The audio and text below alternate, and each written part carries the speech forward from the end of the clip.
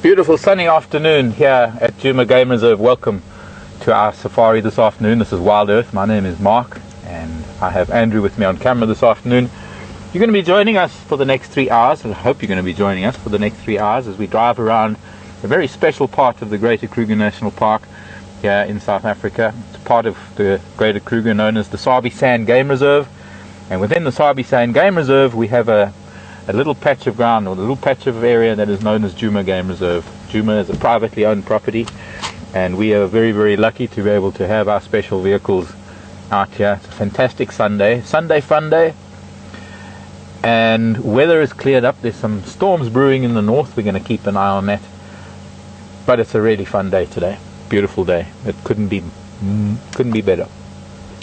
We have Scott and Brian on the other vehicle. We'll be joining them shortly. Alex is in final control, and I do have to remind you as well, being Sunday today, we're going to be very close to where we are right now, just somewhere up here on this open area. We're going to build a fire a little bit later, and by 7 o'clock we're going to be ready to have a fireside chat where Scott, Brent and myself are going to be sitting around the fire and, well, chatting about all sorts of things that we do and we get up to and what has happened over the last week, and maybe bit of insight, maybe what's to come for the next couple of days or the next week or so. But enough talking, let's get into this vehicle, let's get going, and let's see what we can find for you this afternoon.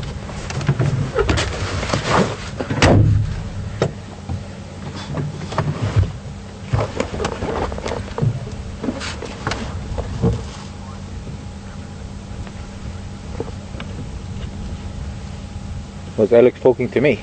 No, it's just Scott. Oh. So, lovely afternoon, and on a lovely afternoon like this I want to be heading to an area I haven't seen for a while. We haven't been there, well, me personally. I know maybe the cameras have been there, but with the lion and the leopard that we've had in the last couple of days, well, I've been mostly in the central and southern region of Djuma. Today I want to go out to the east, and I want to go up to look at a couple of dams, a couple of water holes, and see if we can't find something special. But what we're going to do while we're on the way is we're going to have a look at anything we can find. And I would also encourage any one of you out there who is watching today, spending your Sunday morning, Sunday evening, Sunday afternoon, whether you're ahead of us in the eastern part of the planet, Australia, New Zealand, Japan, China, where it's evening for you, or the Americas, North, South America, Canada, US, where it's your morning, or if you're in the same time zone, Sunday afternoon in Europe, and maybe an hour or so behind in the UK.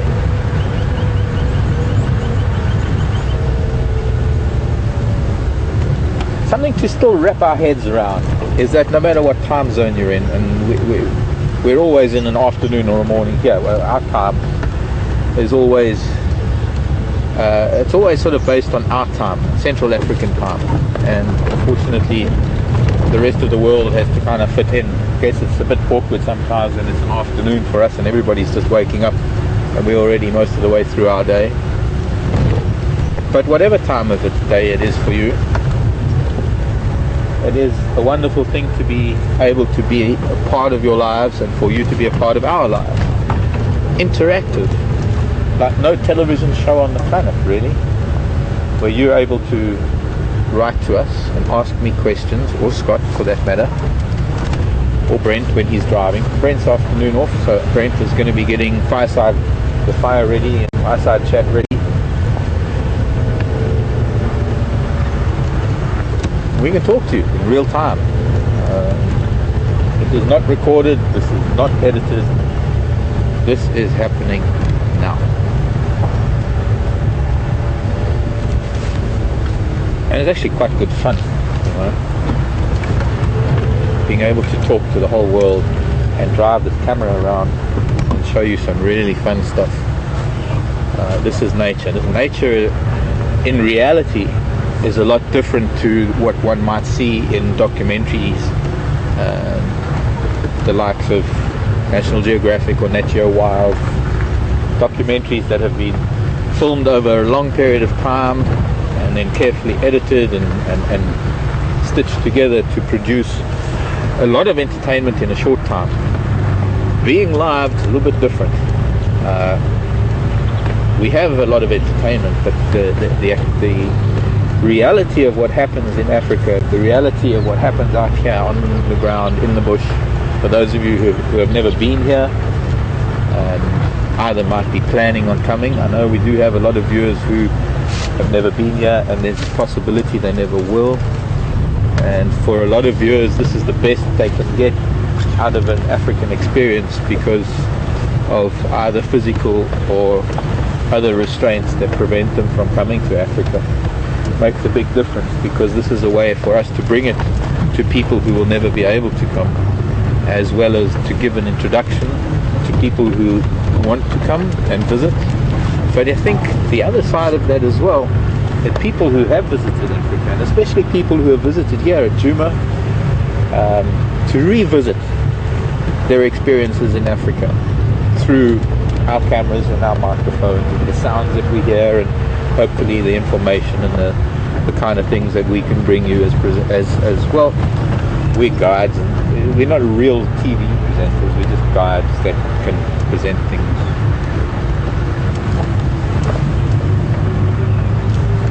Sounds like one of the lodges is out on drive already. I think I might need to talk to him.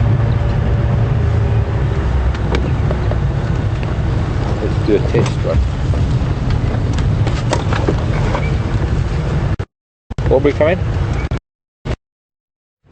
Aubrey coming? Oh! Afternoon, for there was an eagle here.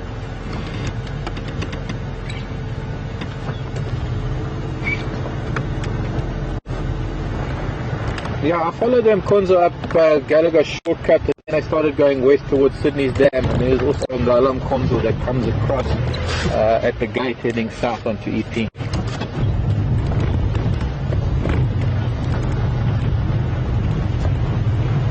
I'm thinking of them for, I think where is the rain.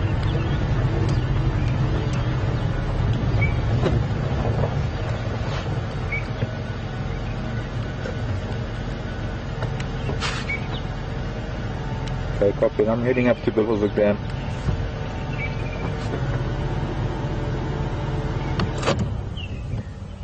It's important for us to be able to liaise with the safari vehicles. The area that we cover here at Djuma is the same area that a lot of safari lodges and camps do their safaris, and it is necessary for us to keep in touch and liaise with the guides that are taking those safaris out.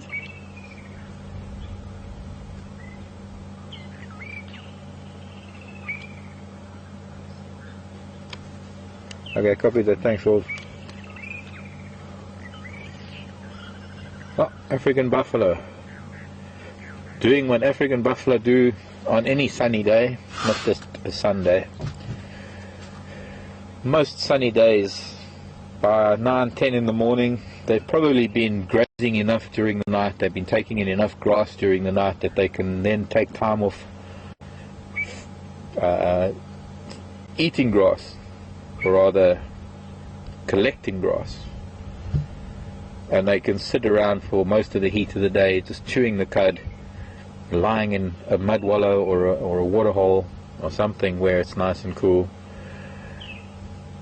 or cooler. I don't know how much cooler it is, but it's a little bit cooler. But there are other advantages, and maybe if we can just move a little bit. Fortunately, we've got this big log in front of this buffalo, and no doubt we'll find some other buffalo lying in the water. But there are a couple of other advantages of lying in the water. One of them is that the insect load drops. The buffalo is able to minimize the amount of insects that bother it. But there are also terrapins in the water that, believe it or not, much like the oxpeckers that they have on them. Oh, there's another one. So we'll be able to see him. You might even see some of the terrapins that's doing this, but the terrapins that live in the water actually feed on the ticks and the some of the parasites that they find on the buffalo.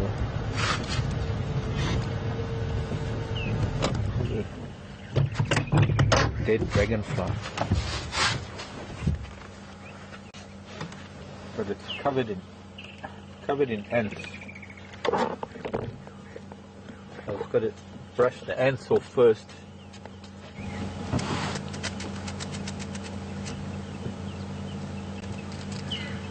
Oh wow.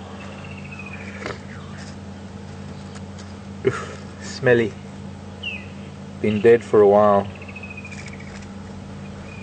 Okay, this is where we digress from what we're talking about, because sometimes when we see things, we see other things that just need to be attended to, and then we can get back to some others. Buffalo aren't going anywhere.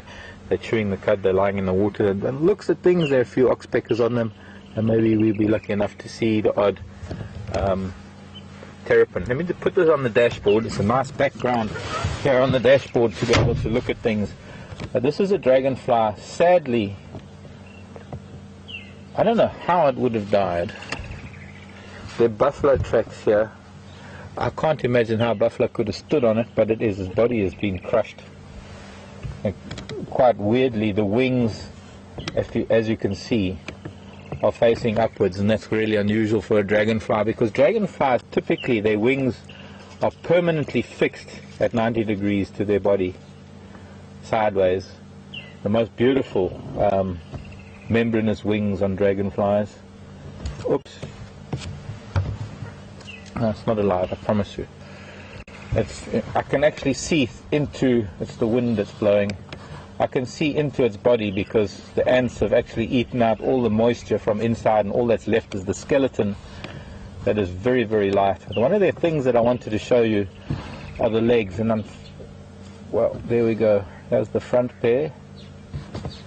The back pair, this middle pair, as you can see, are longer, and then the hind pair of wings are even longer. I mean wings, no, these are legs. I forget sometimes. Wings are those very light membranous things that fly, legs are the things that walk. Okay, I'll remind myself about that. But you can see the different sizes of these legs. The front legs are very, very short. Oh, I'm going to have to do it the other way. That one fell off because it's dried up. I'm trying my best here, folks. I love to do these demonstrations. I love to show people about the wonders of nature and how fantastic it is for life. And that dragonfly is actually looking at you right now. These are insects that catch other insects in mid-air, and they're, as you can see with the eyes, these eyes are incredible. The eyes are huge compound eyes. In terms of megapixels, I think if we have to relate it to what we see on computer screens, what they're looking at when they're looking through these kind of eyes, it's like the megapixels in a picture, and with these tiny little, oh gosh, I wish I could explain it.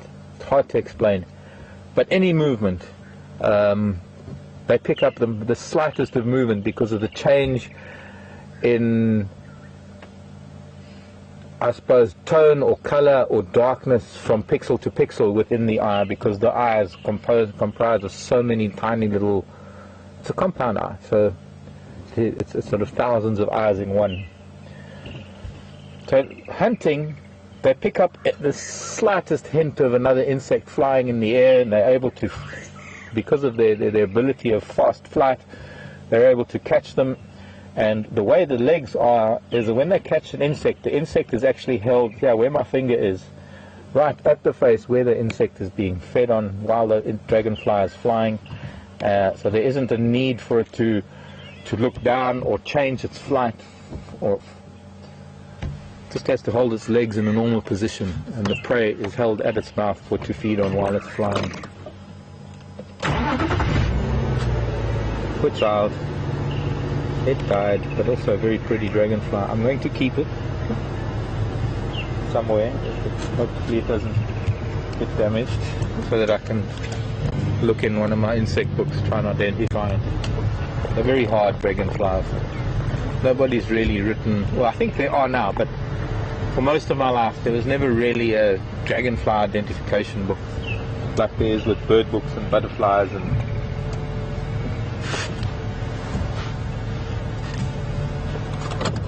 and a hippo, buffalo and a hippo.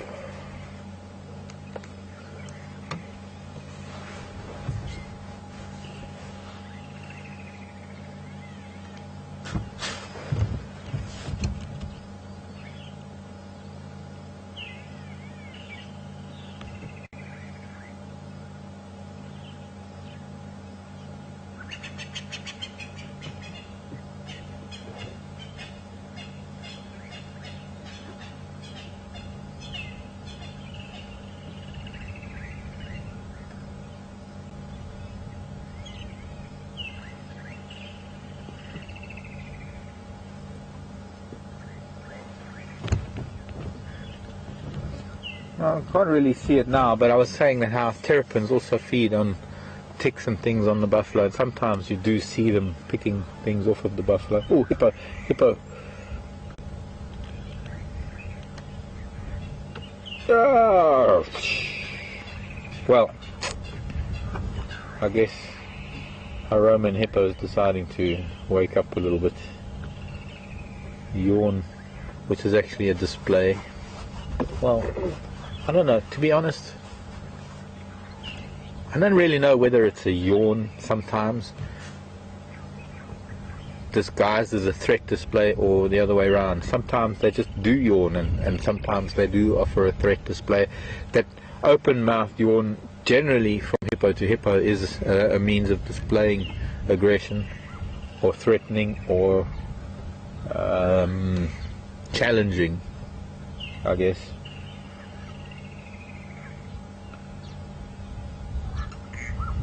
And now it's completely underwater.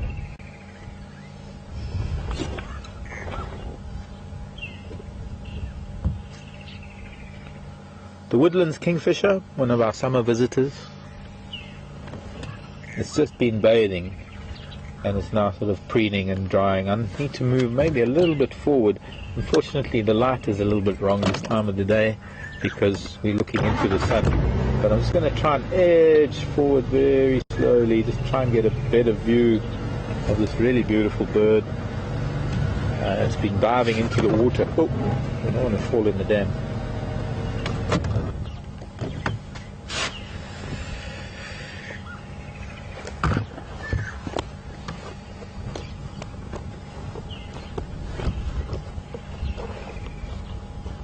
I do, Alex, I do. My earpiece was out after picking up the dragonfly.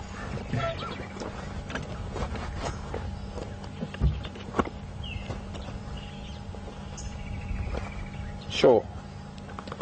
Questions at WildEarthTV. That can be anonymous.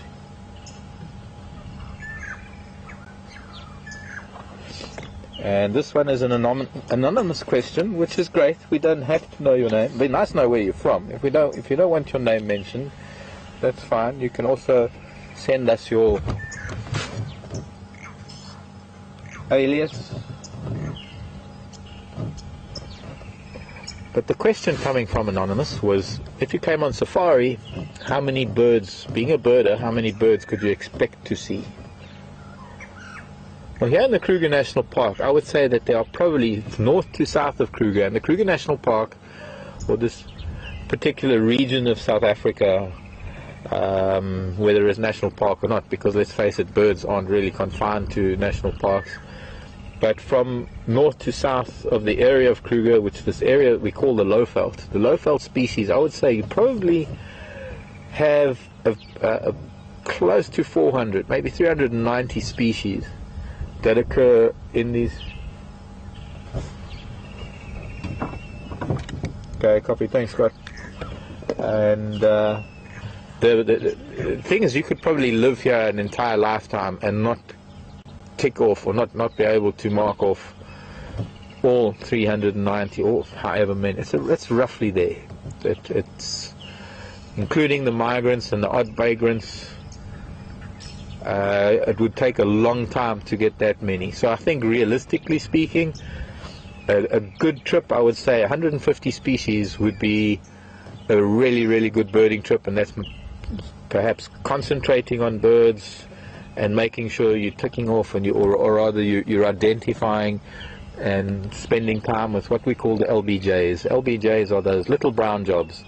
So many little birds like larks and cisticolas and pipits, and a lot of small brown birds that look so similar, yet they might have different habitats, they might have different calls. There are subtle differences about their lives that you have to go through, almost like a checklist to say, okay, well, it can't be that one because, and it can't be that one because, and then it becomes necessary to see either its flight pattern or listen to its call. There are times when you need to hear whether it rattles its wings in flight or whether it doesn't. And there are not always easy identifying features on a bird that you can visually identify a bird. Sometimes you can only do it by call, and sometimes you can only do it by flight patterns or other things. But that's only here in Kruger. If you were to come to South Africa, South Africa's got over 900 species of birds, and with about 900 species, well, I reckon you could rack up quite a few if you came to do a birding trip. And of course you would include all the really hot birding spots within the country, because birding is a very big thing in South Africa. And if you'd like to learn more, you're welcome to be in touch with us, and we can maybe guide you further to some of the better birding tours or safari operators that cater specifically to birding tours. They know where to find them.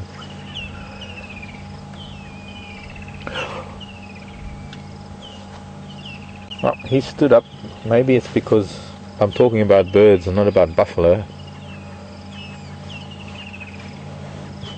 But this stage of the afternoon, we're going to be making our way a little bit further east, north and east. And in the meantime, we're going to go and say hello to Scott. And you're going to see what Scott has got for you, or just to say hello to Scott and Brian. And I'll see you a little bit later. So stay tuned. We'll see you. Bye. For now. Just for now.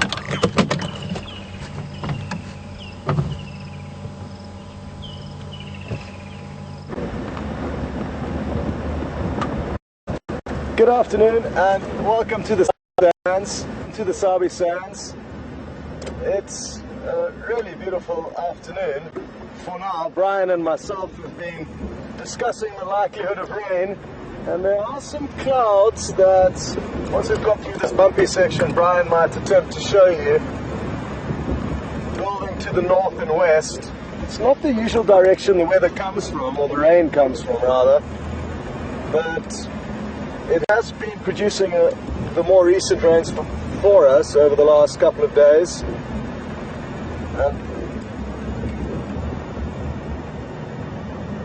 Look across at these clouds here. There really is a magical afternoon in terms of the cloud formations that we're witnessing. And that's a marula tree we're passing by, and another two beautiful trees along with those clouds. Wait for some great camera work by Brian.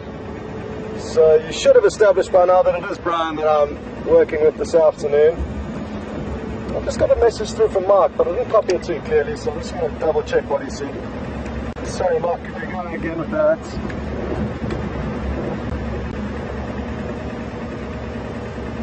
No problem. What have you got there?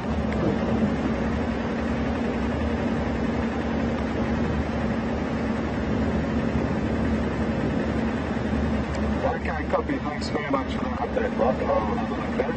Thank you.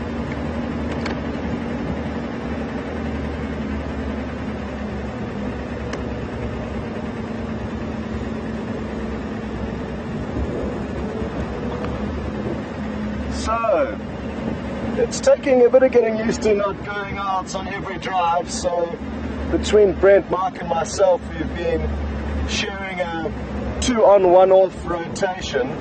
So for those of you who weren't on the morning drive, it was Brent and Mark that were out and I got to sleep in.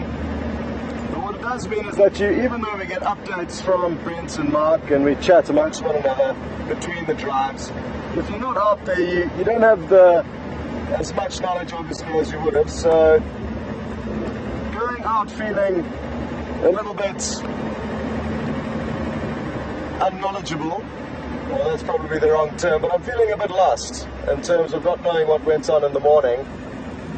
But that doesn't matter, because what I can assure you is out here we could come across any animal at any stage. There have been lion in the area yesterday.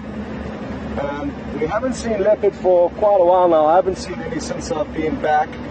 So coming on a week now that I would have been back, and still no leopard. So that is what I would like to show you this afternoon, and Brian and myself are dying to see leopards, so we are going to head off and see some southern areas of Djuma where 2 young male leopards predominantly get seen. And we have viewed a lot of these 2 male leopards that are about 2 years old now, just over 2 years old. Oh.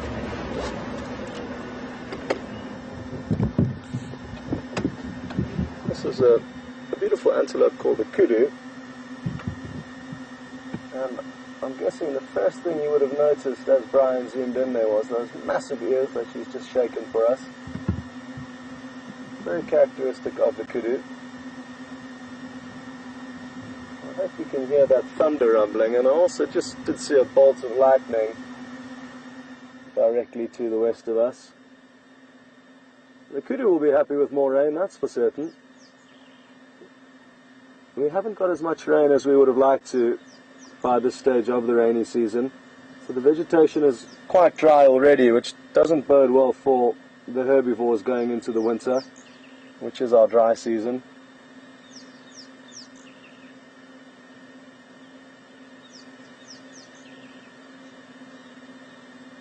And this is typically the habitat you would find kudu in.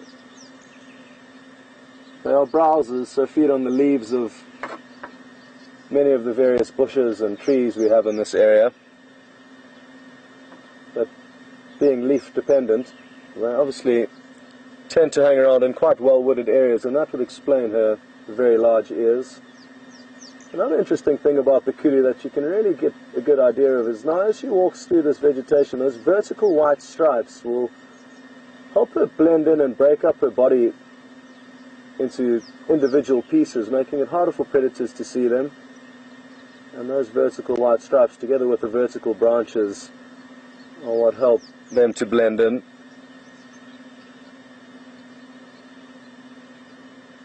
And seeing as though she is blending in so well, we might leave her to it, but before we head off, Brian's going to probably pan across and show you these dark clouds that are directly out to the west of us.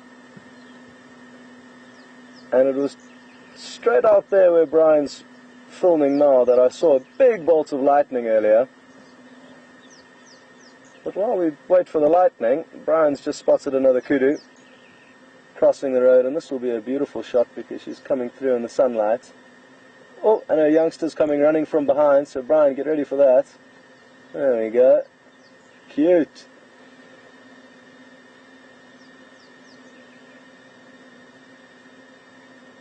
So that youngster would have been born just a couple of months ago and already probably doubled in size. As a rough gauge to the size it would have been 2 months ago when it was born. These are all guesses, folks, as accurate as I can guess from having spent time out here. And we have really been privileged over the last few months, seeing some really incredible sightings, a lot of which have been births of various animals. And by seeing them get born and monitoring their growth from day one, you can tend to start making a few guesses, as a lot of the information we do share with you about animal ages is guesswork, because unless you know the exact day it was born, which is really difficult in such a big place with so many different animals, you can only be so accurate. So that is something to bear in mind.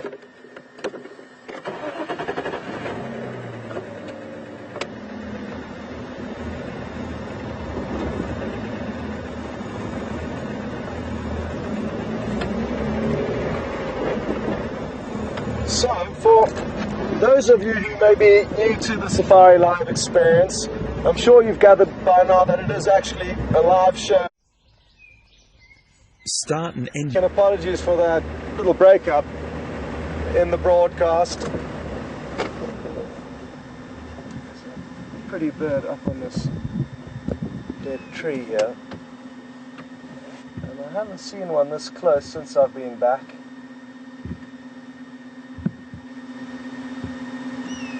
Oh, wonderful. It's just called for us, as you would have seen and heard.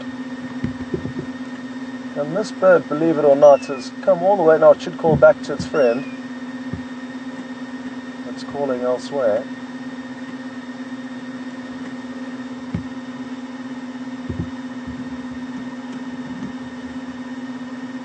Look.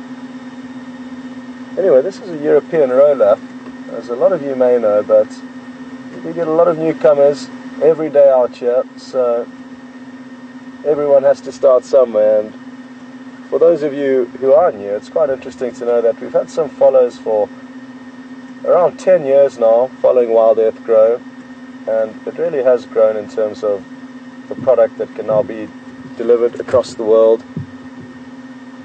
Many years ago, without the technology we have now, we wouldn't be sharing images as crisp and clear as this, that's for certain. But for the newcomers, this is a European roller, and as its name may... Oh, that was an interesting little yawn. As its name may suggest, it does come from Europe. It migrates down for our summer, and will only be here for a couple more months before it heads back.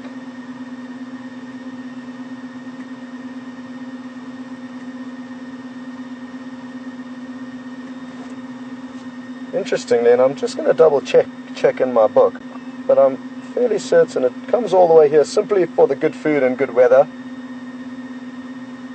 They don't breed down here in South Africa, and I have just confirmed that in my book. They breed in Europe, the Middle East and Asia, which is where you can find them. In the northern hemisphere it's summer. Now they tend to perch themselves on these dead stumps in order to have a good vantage point of the grassy area below them, and they'll be keeping an eye out for any insects such as grasshoppers or little butterflies that they'll then swoop down and attack from the air. And Brian's actually managed to capture some great roller hunting. It was the cousin of this roller, the lilac-breasted roller, that he managed to excuse me, capture doing some really impressive acrobatics or aerial acrobatics in order to catch some prey.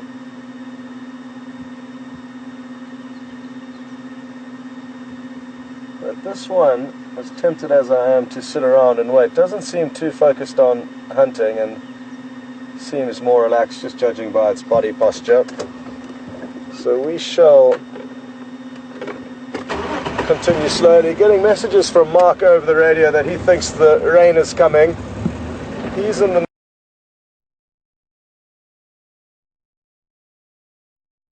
northern part of Djuma.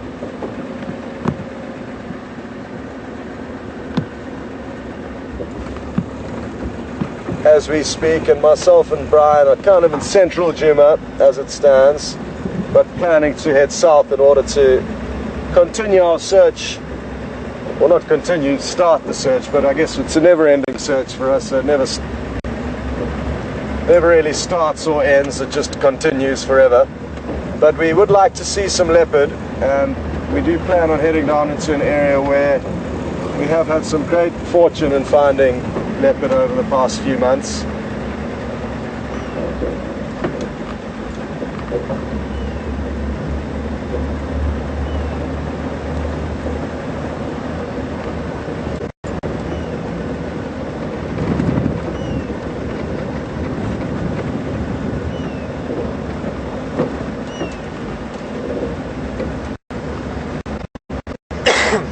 Excuse me.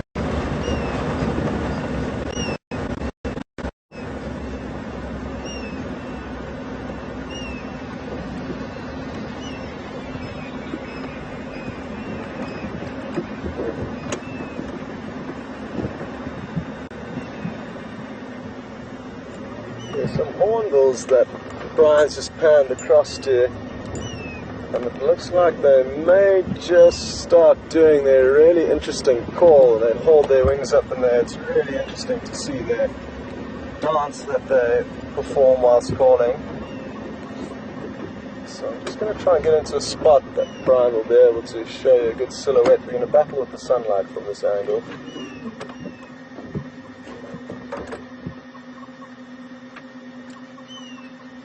You can hear them calling slowly, and hopefully they build up into a crescendo and they actually hold their wings high up above their head as they do the call.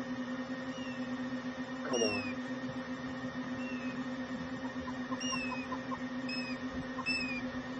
This is the yellow-billed hornbill that we're looking at, but the whistling call that you can hear is their cousin, the southern grey hornbill, which you can continue to hear now.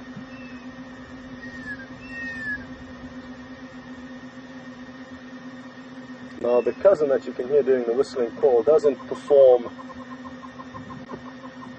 the same dance routine that the cousin of this individual, the yellow-billed hornbill, does perform. Are we going to get lucky?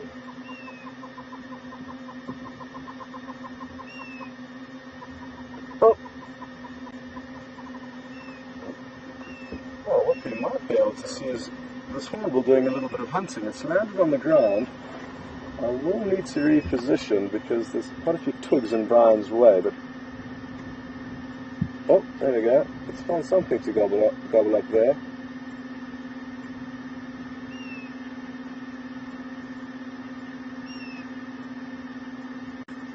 Well, it looks like it's really found a buffet there. I wonder what it is. It looks like very small insects that it's feeding on. It's a bit far for me to tell what exactly it is. I'm having a look through my binoculars.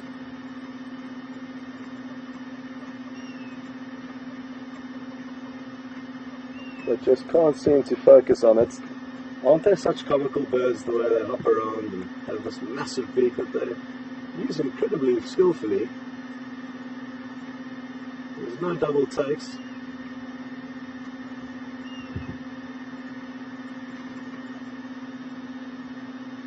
Apologies for the bushes in the foreground, but I fear that if we move it may scare off this pretty bird, which is not what we want.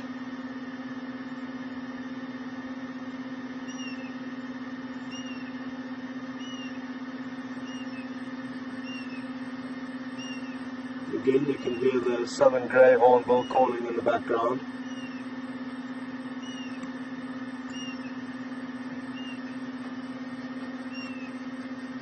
Along with some red-billed woodhoopers who are coming closer and gaining intensity.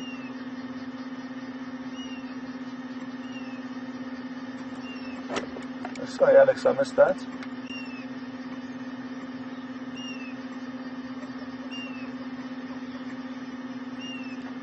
Okay, copy, thank you.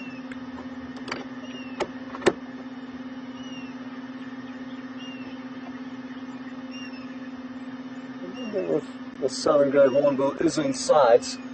Oh no, it's just flown off. So sadly, we are not going to be able to show that. I would have liked to have shown you one, seeing as though we heard it calling so much. But from the hornbill, Brian and myself, we're going to continue our search for the leopard, and it might be a good opportunity for you to catch up with Mark again and see what he's been up to for the last while.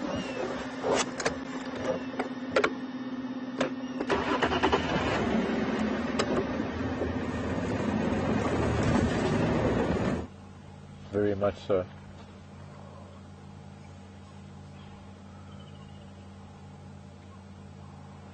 Hi everybody, and welcome to a really gorgeous little site. We are now at Buffelshoek Dam, and there is quite a lot happening here actually. It's quite amazing.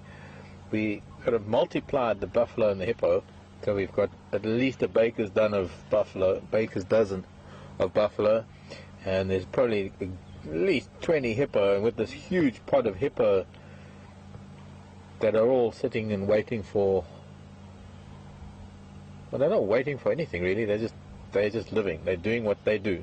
Hippos sleep in the water during the day, the buffalo are chewing their cud because it's hot, and then later in the afternoon they'll go out and do some grazing.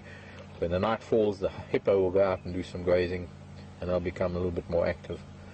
But a really wonderful idea of how things can change from one little spot to the next. Where we were earlier, there were 2 buffalo and 1 hippo, and now suddenly it's wow.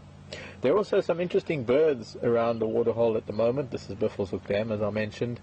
The most important, or most notable one, of course, for those of you who are birders, is that white-headed bird on the opposite side, who at first glance one might think that it's a fish eagle, but in fact it is actually a white-breasted cormorant.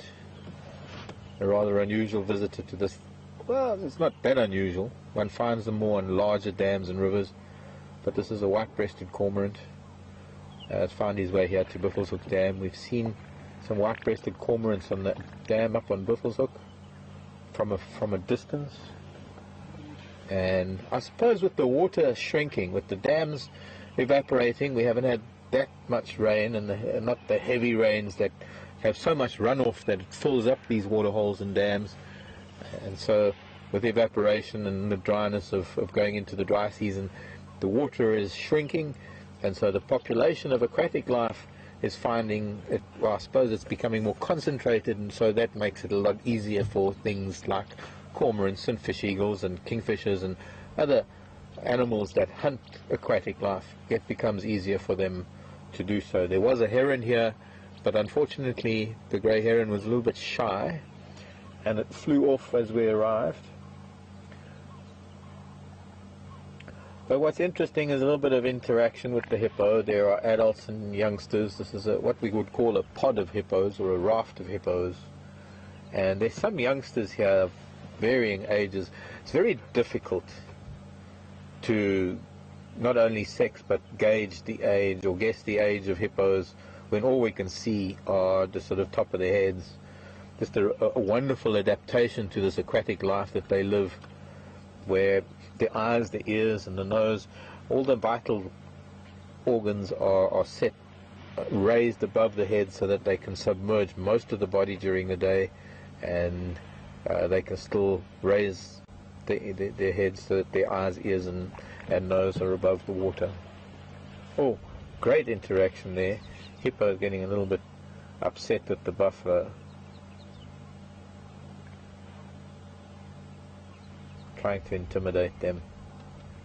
I think if it was on land it would be the other way around. I think the hippo would be a little bit wary of those horns.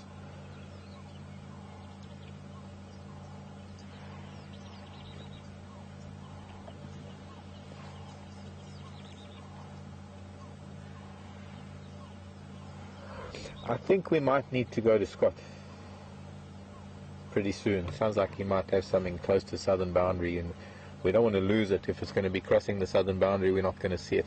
But we're going to stay here then, if you do go to Scott, and because I've got a few things to talk about. I had an interesting question actually regarding, well, look at those two, that boy rubbing on his, trying to encourage the other bull to get up.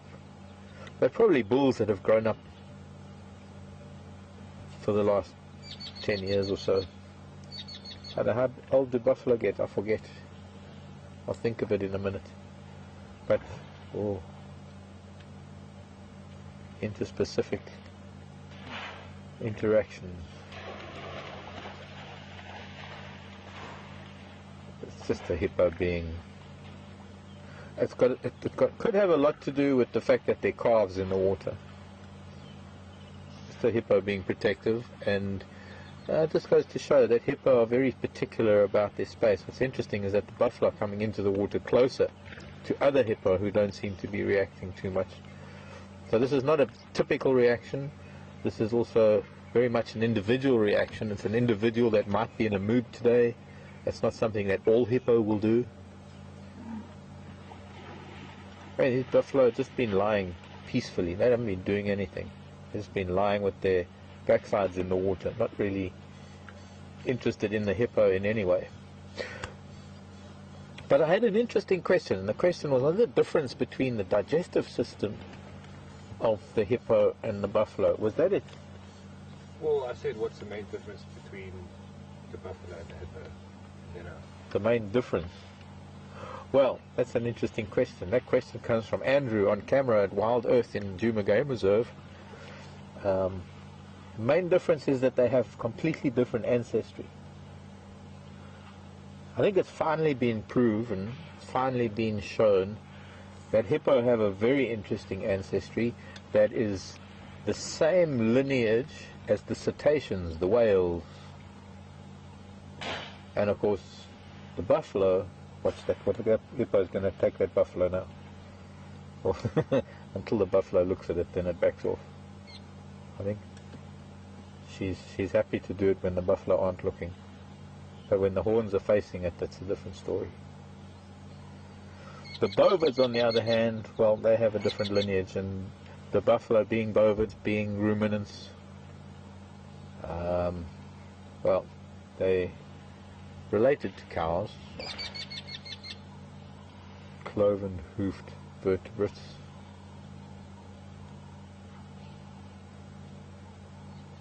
Even-toed ungulates.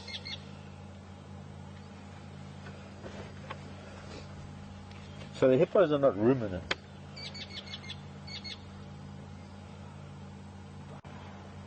Although they both eat grass, they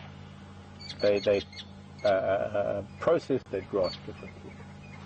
The buffalo being ruminants, they chew the cud. The hippo, on the other hand, they just take in bulk, much like a zebra in fact, or an elephant to some degree. They don't chew the cud.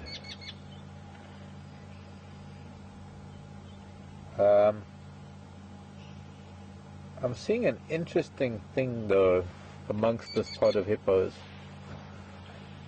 which is quite, I suppose, troubling for the hippo and could account for the behavior.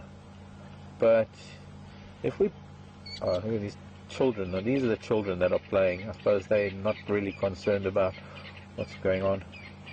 That's a youngster that was playing with the buffalo. It's much like young elephants chase birds and things. The adults are all non-concerned with the buffalo. But there, if you, that on the right hand side of your screen, it looks like a hippo that's got scratches on that doesn't have a head on above the water. While we've been here, I've been trying to see whether there is going to be a head popping up and breathing from that lump that's floating there. And I'm starting to think that it might be a hippo carcass.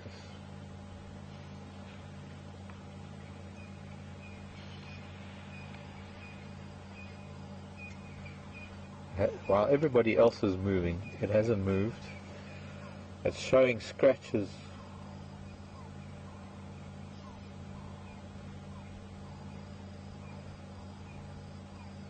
And that whiteness instead of pinkness.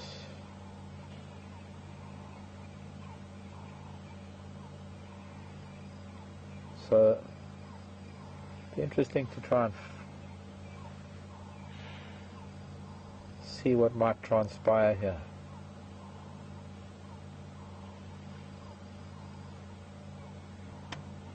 Quite possible these are hippo from one of the neighbouring lodges. Well, not possible, most definite, since we don't have hippo here, this number of hippo here that often.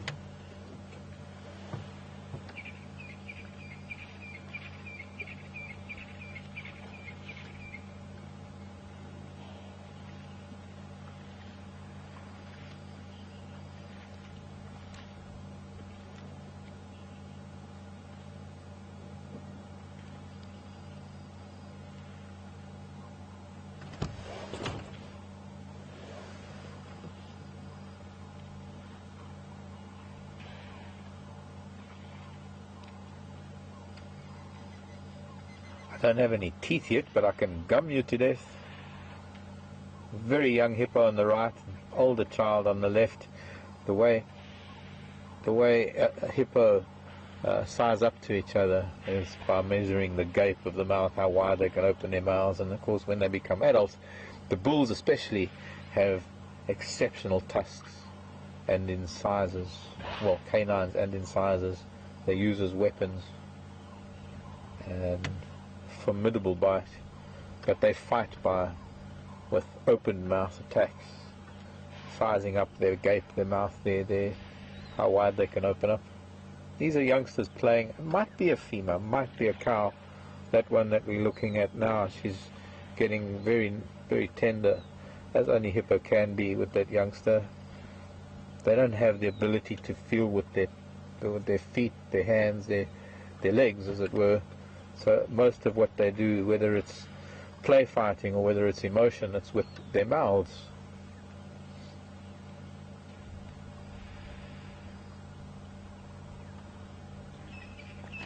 And well, now I'm seeing a leg that there's a hippo nosing what I think is a calf.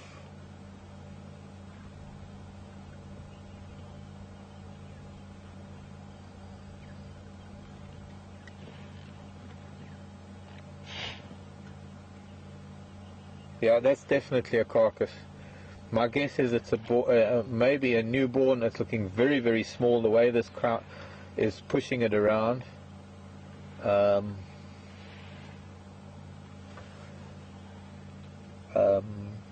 shouldn't do but another hippo now approaching.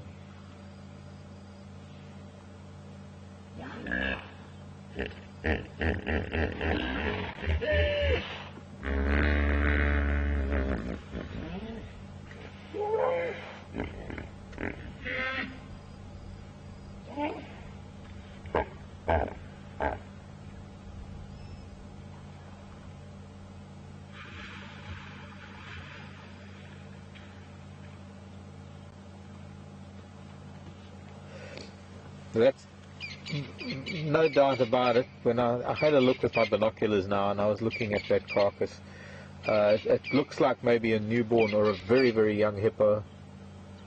It is very small. We're probably seeing from the hip to the shoulder that's floating, the head underwater, the head being rather heavy, would no doubt sort of hang down, and the gases and whatever in the stomach would keep and the chest, the lungs, would keep it afloat. Now ordinarily hippo would be negatively buoyant, and that allows them to stay underwater, because almost all other animals are all positively buoyant, us especially.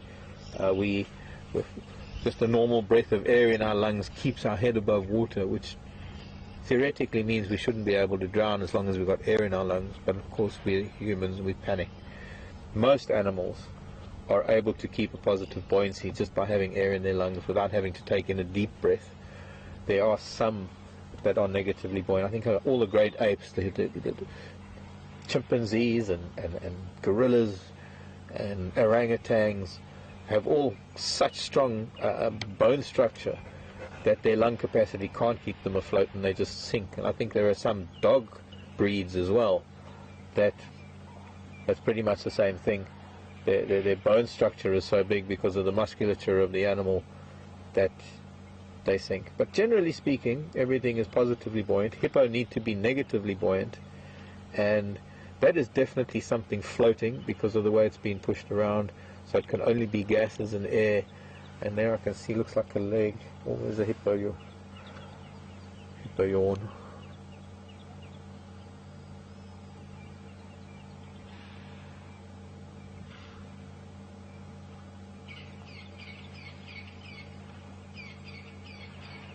So I'm guessing that a lot of those white markings, a lot of that white that we're seeing, can't really zoom in much closer than this. I could maybe try and get closer to the water, but then I'm scared I'm going to disturb the whole pod of hippos and they're going to maybe swim away or something. So we're sitting at a distance that allows us to watch their natural behavior. It allows us to observe things without them altering their behavior because of our presence. But there we can see now, so where there should be pink, there's a lot of white, which is dead tissue obviously, And I think that's from a lot of these hippos manipulating this little carcass with their mouths, their teeth scratching it. The reason for them taking it in their mouths and doing what they're doing, only they know. We can only guess, we can only observe and maybe interpret what we're watching to try and come to some idea of what it is that they're either feeling or doing, or what the purpose is. But I would imagine that it's very much there's some emotion involved. It's a member of the pod, it's a member of the family. It has died, it could have been stillborn. It's going to be very hard to tell any of that because it's in the water. And, well, it's just very interesting behavior. It's not something we see every day. In fact, it's probably been about 5 years since I last saw a baby hippo that has passed on. And even then, they left it, or the hippo just left it. They moved on and just left the carcass floating. This, for me, is a first.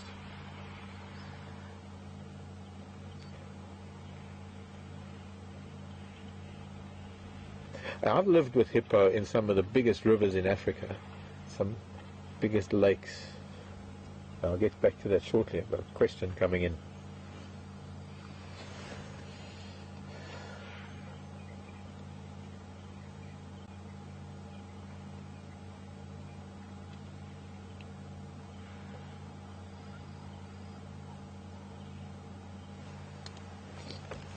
Nancy in Indiana is asking, how do hippo mothers, or how does the whole pod react to the death of a baby hippo? Well, Nancy, it's not something that can be answered very easily and very simply. In fact, this is the answer. The very thing that we are witnessing now is the answer to your question, because it's not something we witness. As I was saying, I've lived in some of the most active hippo places in Africa, the Okavango Delta, the Zambezi River, the Rufiji River, just north of the Tana River in Kenya. Where else has there been? Tarangire River,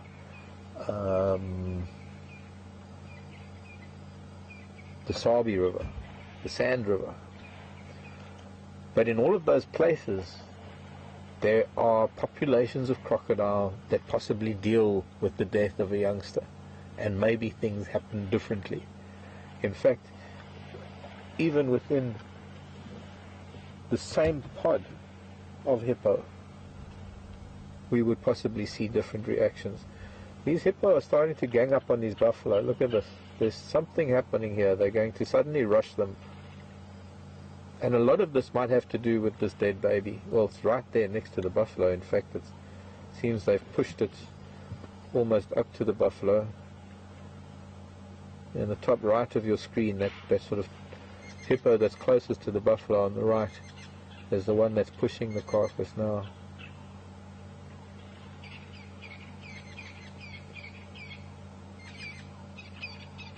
Be interesting to see if she noses it out of the water.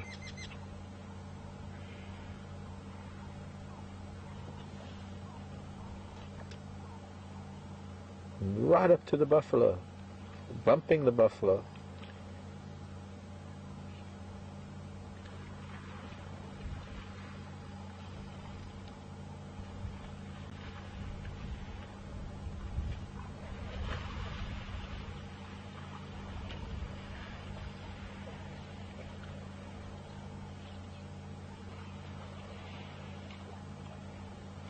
I wonder if that's not maybe the mother. But Nancy, this is what happens. This time we would have to watch other hippo and see how other hippo react. It looks like she's licking it. I'm guessing that this is most likely mom.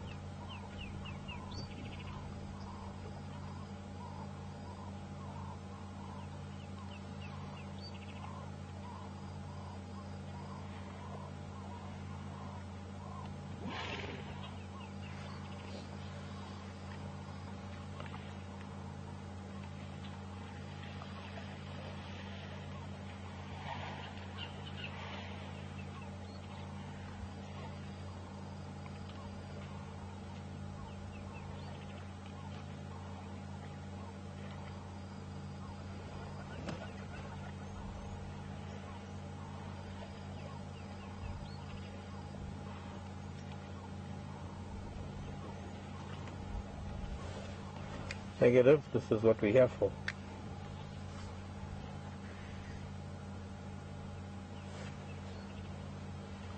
But if Scott's likely to lose those elephants, we want to do a link to Scott.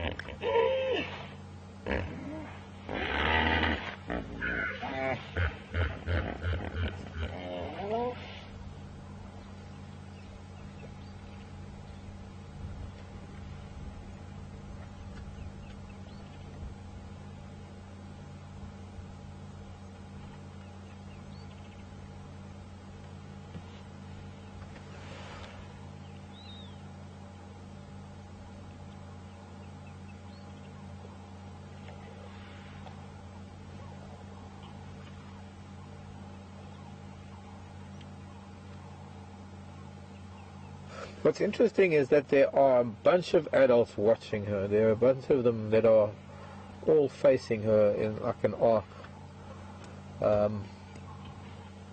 And what's she doing now? She's trying to lift it up.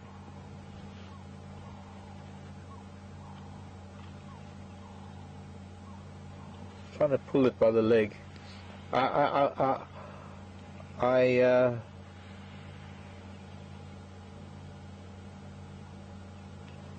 I'm wondering if there are some people that might not understand what we are seeing here, but we're witnessing some behavior that, look, I've lived in the bush all my life. As I say, I've lived on rivers where I've seen some of the densest populations of hippo over the years. It looks like this might be a fairly old carcass. It looks like she might be eating it, but unfortunately what we as humans see is not necessarily what we are witnessing. In fact, since hippo are not very tactile with their legs or their front legs, I still call them hands because they are the bones of arms and the bones of hands. So everything that they have to do with their snouts or their mouths. And this is possibly an act of a female that is trying to get some movement, some action. She's trying to do something to get something out of the calf. I can't, even though it looks like eating, I can't imagine that we can make that assumption until we can. And there's now a little interaction, another female pushing her away or challenging. So for me, this is an extremely interesting observation. It's an interesting lesson to learn. It's made even more interesting by the fact that there are buffalo lying here, oblivious to this whole drama that is taking place. And well,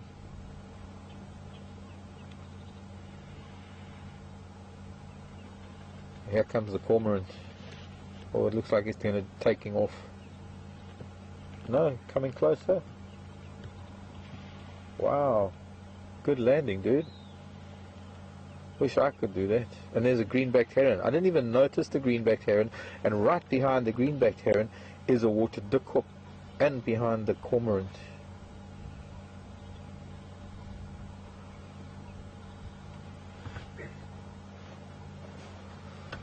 See, you don't notice things until other things happen.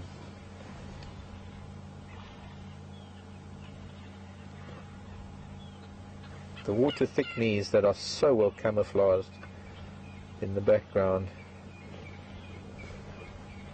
And, well, that green-backed heron just doing its thing, fishing, oblivious to all else around it.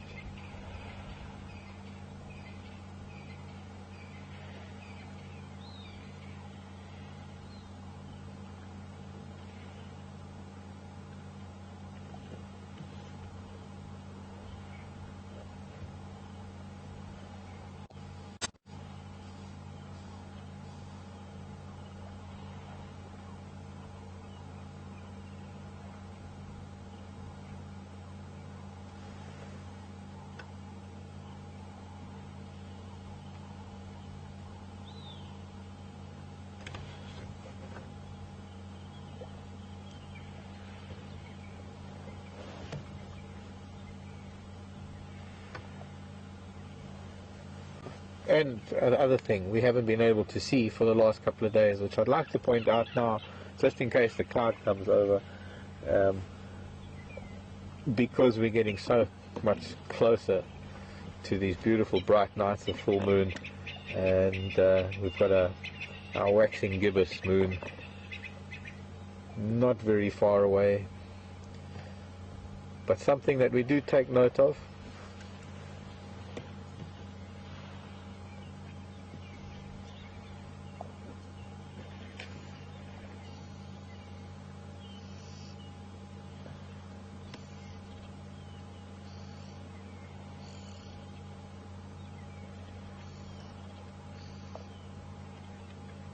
I think that's a newborn.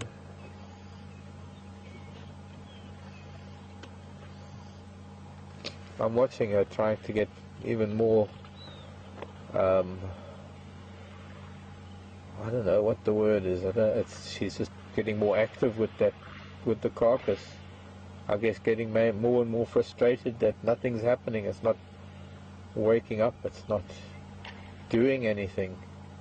Not going underwater, maybe it's not suckling, maybe, you know, that they're baboon that will carry their children around after they die for weeks until they're practically mummified, or until, if the climate allows it, their bones are just falling apart.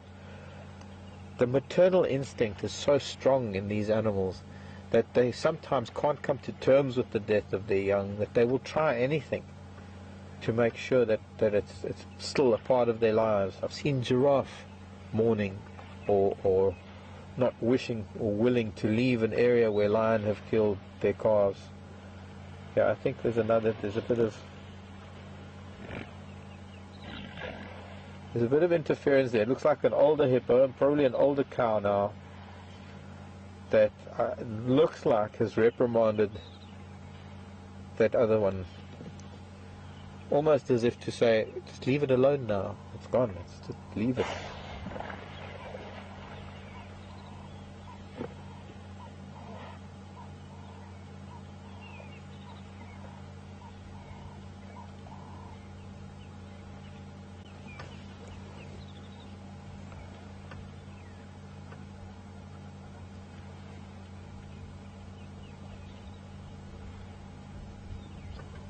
Okay, I can try that.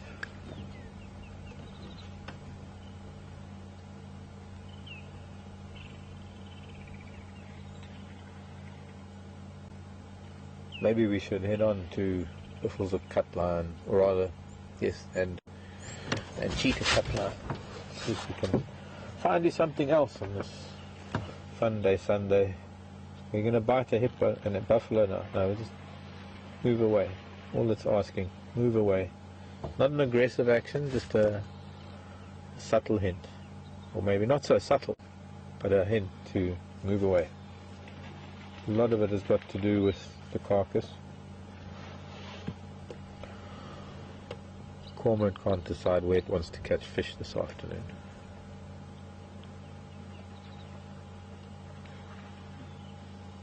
Bye-bye, cormorants.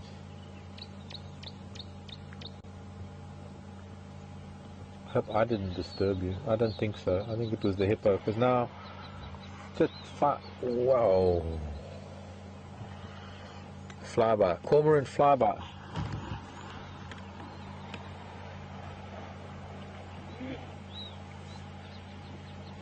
But now another big adult pushing it off to the side.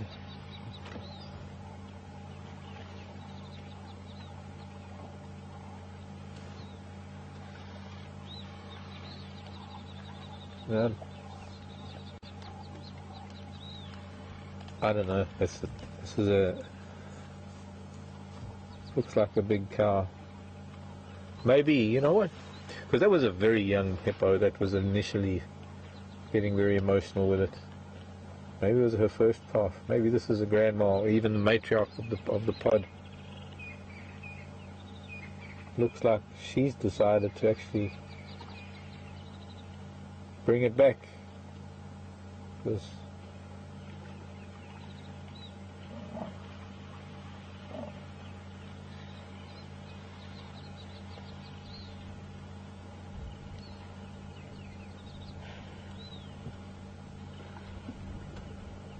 what might look rough to a lot of people is actually quite tender.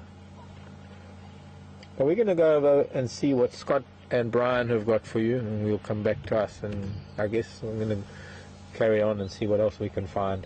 So we'll see you all a little bit later. Enjoy another side of Djuma and another of the wonderful creatures that live here.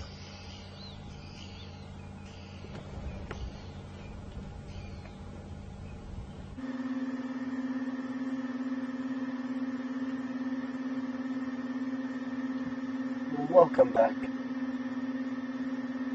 And myself and Brian have just come across this troop of baboons. We've only been here a minute or two, but they've been really active foraging for food amongst this acacia tree. And there's all different shapes and sizes. There's, as you can see, a little youngster on the right of the screen and then a sub-adult just to the left of it. But there's about 10 that we've seen so far, and there could be more popping up at any given stage. They really do, excuse me, camouflage themselves. Excuse me, I just got ambushed by a double sneeze there. Maybe I'm allergic to the monkeys, who knows? Anyway, really interesting to hear just a few updates from Alex on the sighting that Mark's just been sharing with you. And again, just phenomenal for us to be able to witness these interesting sightings.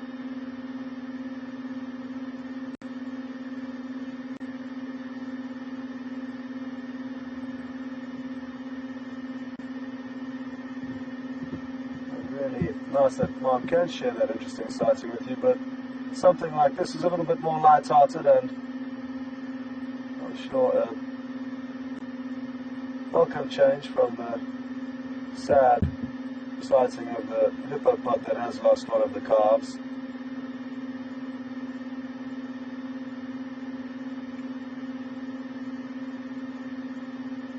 The vervet monkeys will also mourn the death of their offspring, and they often carry their babies around for up to 2 weeks that I've seen. After the babies actually died, they still carry it around with them in the trees until it basically falls apart. So again, interesting how animals do certainly mourn the death of their offspring.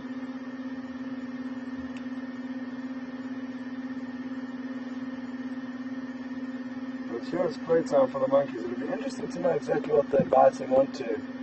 Could be little shoots growing out of the tree, or possibly even little insects. They are omnivorous, vervet monkeys. This youngster coming to check us out here.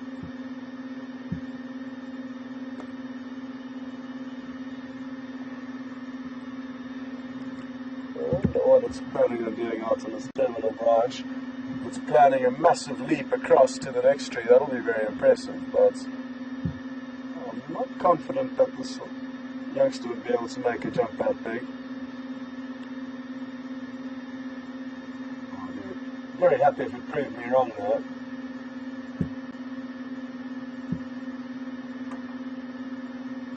And the vervet monkey that we're looking at here, they are the most widespread monkey in South Africa and occur in a number of different habitats throughout the 9 provinces that make up this country. The only actual monkey we find in the Sabi Sands, we do have other primates, baboons being one of them, and bush baby is another. Bush baby is a small nocturnal animal. This is the only monkey we see here. We do have a few more that spread out through South Africa, but it's in more isolated pockets.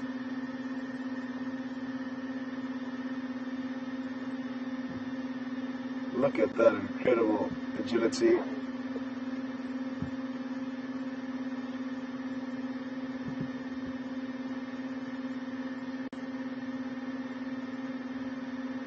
Looks like they're all coming down the tree now, so just to warn Brian, might be able to get them.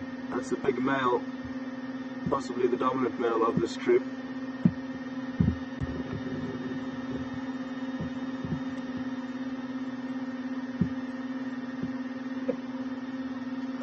Excuse me.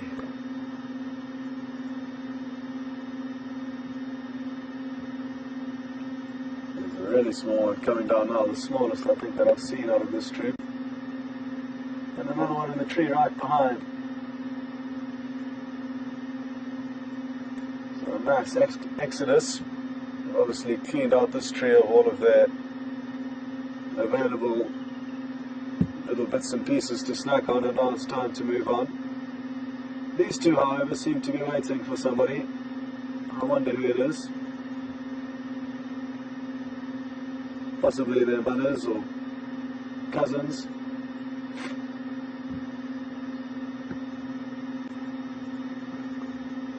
It'll be interesting to see if one of the youngsters doesn't catch a ride with its mother. They have been crossing the riverbed in front of us, just beyond where this tree is overhanging the riverbed here, Brian, so they should all pop across there shortly.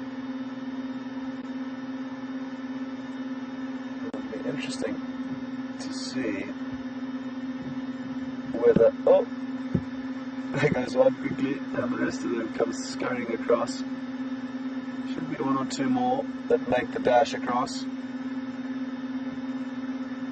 Or maybe I'm a bit slow, they've already crossed. Let's just give it a minute or two. I think there could be a few more. And it'll be interesting to see if one of the youngsters actually catches a ride holding onto its mother's stomach or on her back. They're probably a little bit big, but it will be cool to see if that does happen. Now, I have seen one or two poke their head out of the grass, so they will be certainly following the troop. Just wait a moment. Oh, there it goes.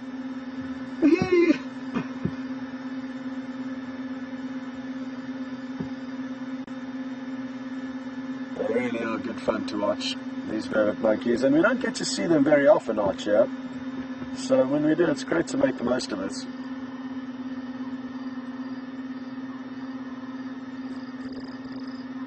Okay, this is interesting. This is not something you see every day either.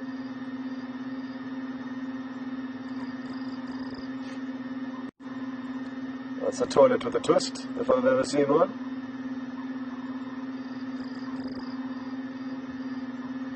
Oh, yeah, sorry, we're here as well. Don't be alarmed.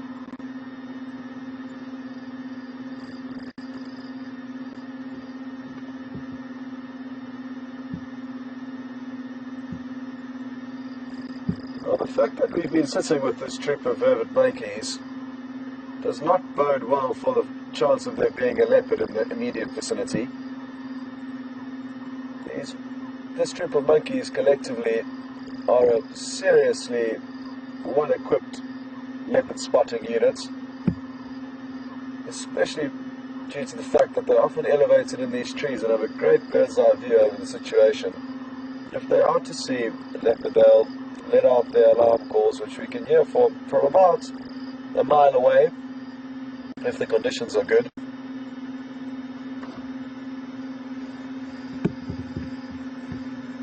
And the fact that we haven't heard any of these alarm calls means, oh, that one was quick, means that they probably have not seen a leopard. Anyway,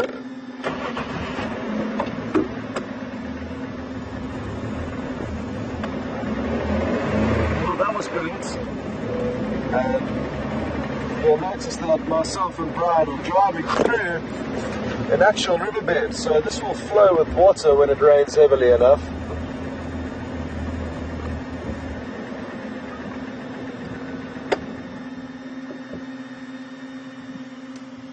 Oh, that wasn't meant to be. I just thought I'd try and give you one last glimpse of the vervet monkeys, but they've headed into quite thick foliage.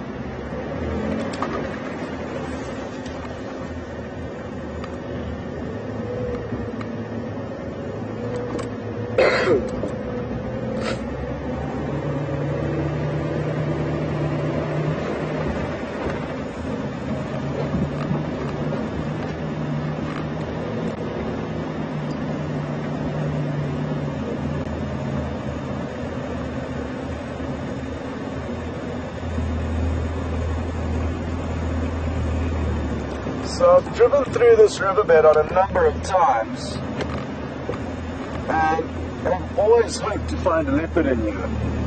Sadly, that has yet to happen in my time at Djuma, but I will keep trying, because when we do eventually find a leopard in here, it really is going to make for some really beautiful viewing. It's a place where leopards really do just look like they are meant to be, pacing down a riverbed, or even just lying up in a riverbed. Well, it's something that I love about it anyway. What exactly it is, I'm not too sure, but it's something I really love to share with you.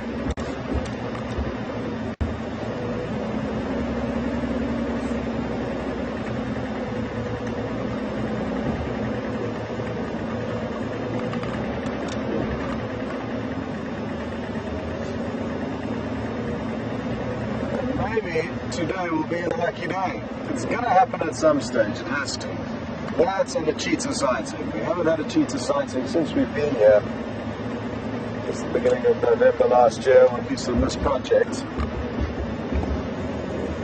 And that's due to the fact that a lot of cheetah don't occur here. It's not the right habitat for them. And there's a high lion and leopard density, which also doesn't bode well for cheetah. But there is still a chance of seeing one, and I hope we get to do that before this operation comes to a close.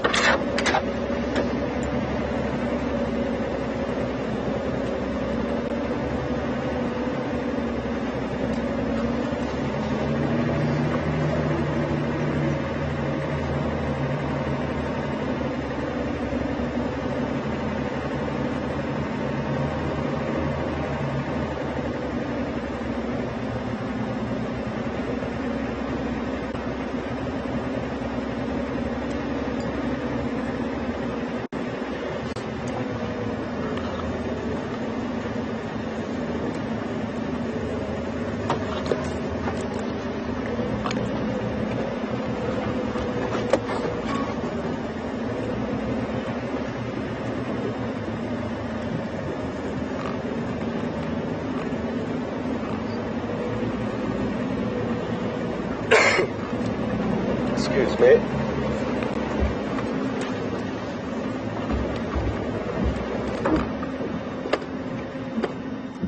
Some crested francolins on the road ahead of us here. Really pretty little bird.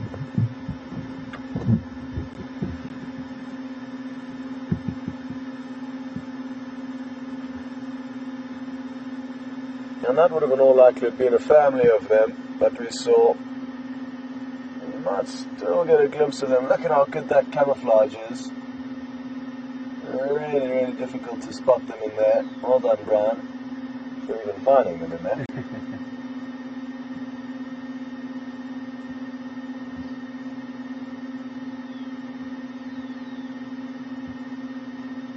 And they can, I guess, be a little bit misleading. They don't have a very prominent crest on their head. It's basically just that brown strip on the top of their heads and those little white eye stripes that lend them the name crested francolin. They seem to be thinking about coming back down into the riverbed, so let's give it a moment or two.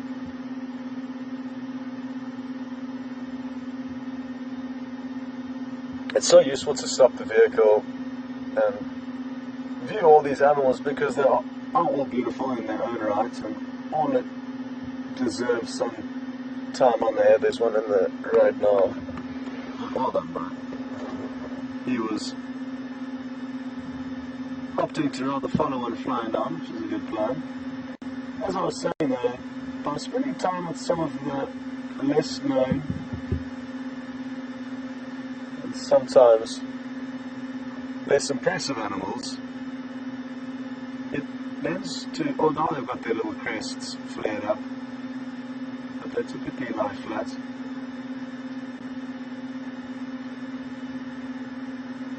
What I was getting to eventually though, what I was planning on telling you, is that by stopping for some of the smaller animals and less well known animals, that obviously gives us an opportunity to share that animal with you and you get to know what it is and where they might fit in the ecosystem. But more importantly, it also helps us to stop and listen to any signs we could be hearing, looking for some of the biggest stars of the show: elephant trumpeting, lions roaring, vervet monkeys alarm calling, potentially to help lead you to leopard.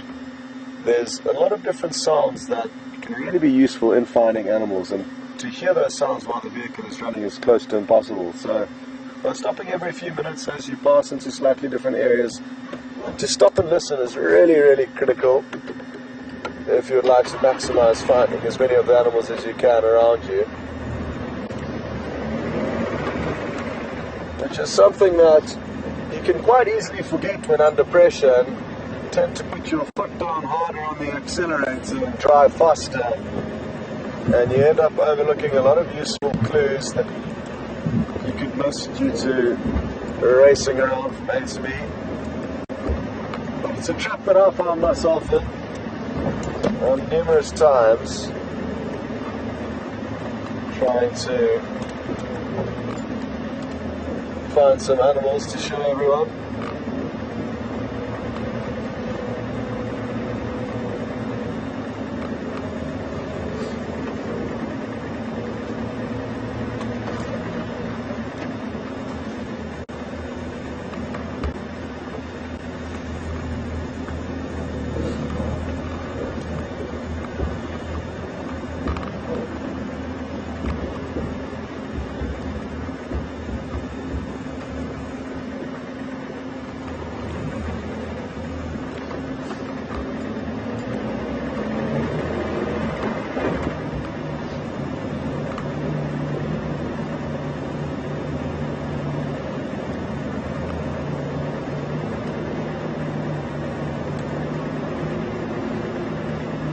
The weather is quite perfect for an afternoon drive today. It's surprisingly cool. It was quite hot during the middle of the day, but as soon as these clouds came over, the temperatures dropped quite drastically. I'd be interested to know what the temperature is. I guess around 22 degrees or 20 degrees or so Celsius, which is about 70 Fahrenheit, I think. Maybe a bit warmer than that. Yeah, and of course the fact that we are on the riverbed, as Brian just mentioned, it is cooler down here. We're on a nice low-lying part of the property.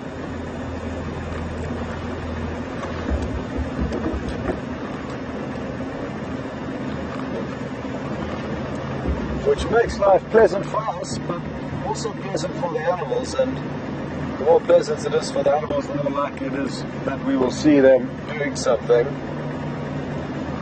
The trick, I guess, is finding the animals in order to watch them doing something, and that's what we're struggling with at the moment. That is the battle we are having.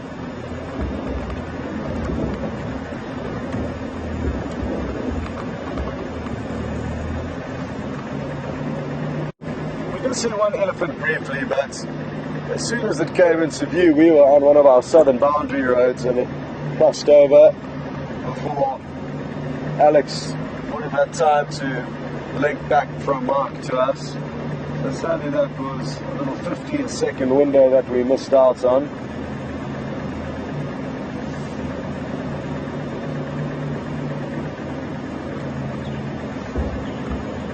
We started on the kudu a bit earlier, which are really pretty antelope, so good to see them.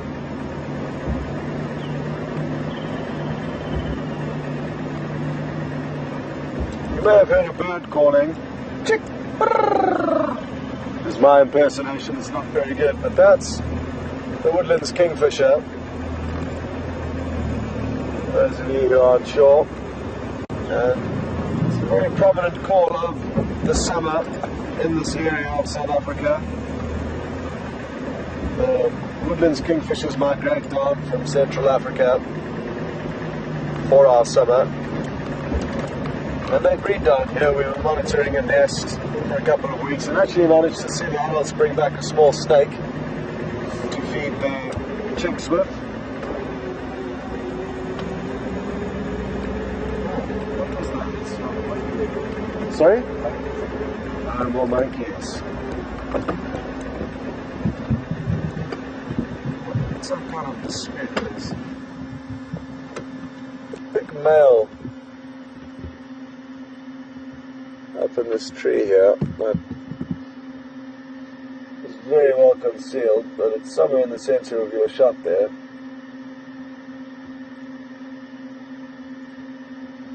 And he seemed to run up to the top of the tree with quite a lot of vigor, almost holding his chest out proudly. So I'm wondering if he didn't just chase off another male. That's what I initially saw, just a blur of grey, excuse me, flying through the bushes.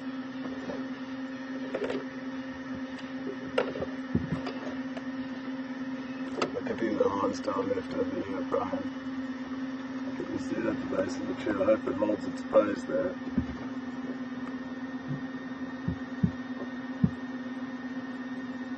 Well, two different troops of monkeys we've seen. Well, that one had a baby on her chest. The one that fell out of the tree there. Well, that was great. Oh. Let's see if we can get a closer view on this big male.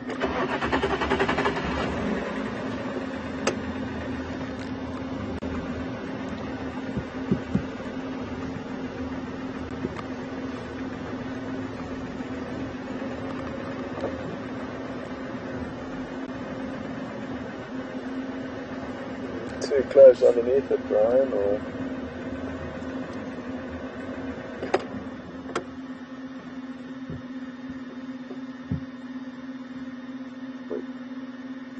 Well done, buddy. You couldn't be much more underneath this vervet monkey. He is a male, and if he moves around very slightly, you'll immediately see why. Got a bright baby blue scrotum, which is an interesting adaptation. The female vervet monkeys obviously like the colour blue, I guess, could potentially be a contributing factor.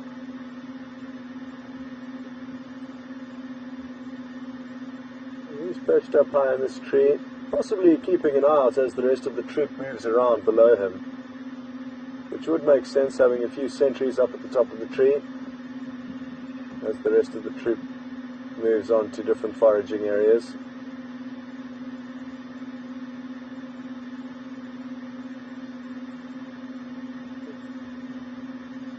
But I hope you'll agree, you can see he's very focused at what he's doing, and that's why I say he kind of ran up to the top of that tree with some serious intent, looking like he was in charge, and he could well be.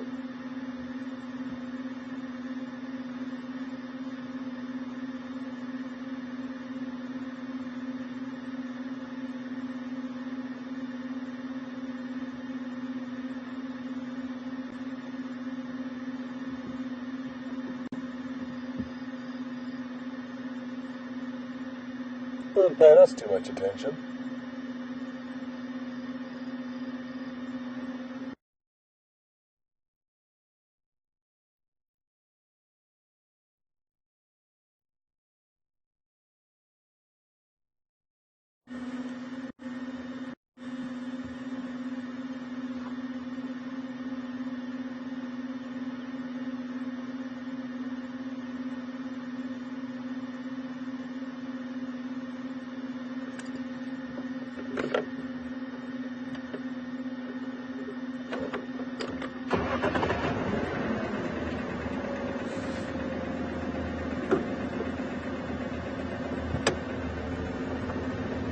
Good.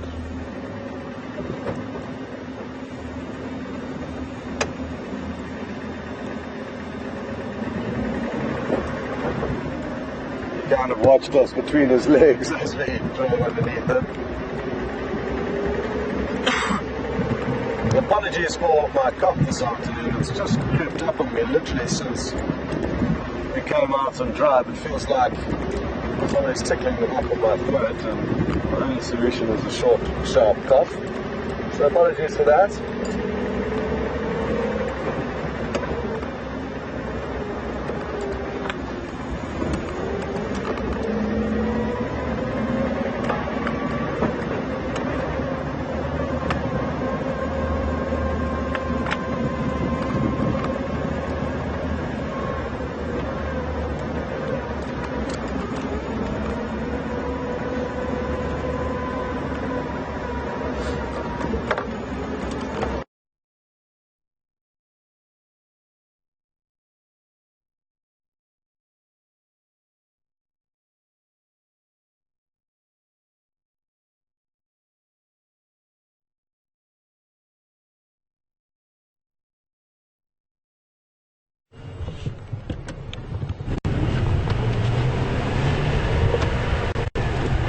Hi everyone.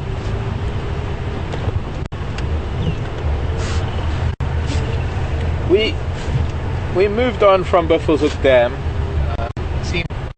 Well, we did try and change the angle that we were sitting at, but what happened was that it just faded away. But we're going to have to revisit the spot. We're going to have to go back there at some point to be able to see maybe what transpired. There's a good chance maybe even Hyena would find it tonight. Maybe we won't find out what happens at all. I could take a nice drive and go back there just before sunset. There's also a possibility of doing that. There are a couple of things that I have to get done as well, which is one of the reasons why we're moving on. But it seemed to be that the carcass ended up at one sort of edge of the dam where the buffalo weren't, and the pod of hippos kind of moved away from it, and maybe they now need to accept it and they're moving on. It's very hard to tell what is going on emotionally in the minds of animals, especially those who most of what we can see of them is only sort of the top of their head sticking out of the water, so it's not easy to gauge things, body language and all sorts of other subtle signs by observing animals in the water like that. So we're on Cheetah Cut Line, we're heading south, looking at this beautiful storm that has been, it was in the north, it's swung around west, moving south from us actually, but it is mostly over the west now. So from us actually, but it is mostly over the west now, and there's good chances it's going to move south far away from us. That is a very big elephant. Wow. But unfortunately he was here quite some time ago. But not going to stop me from maybe trying to find out where he went.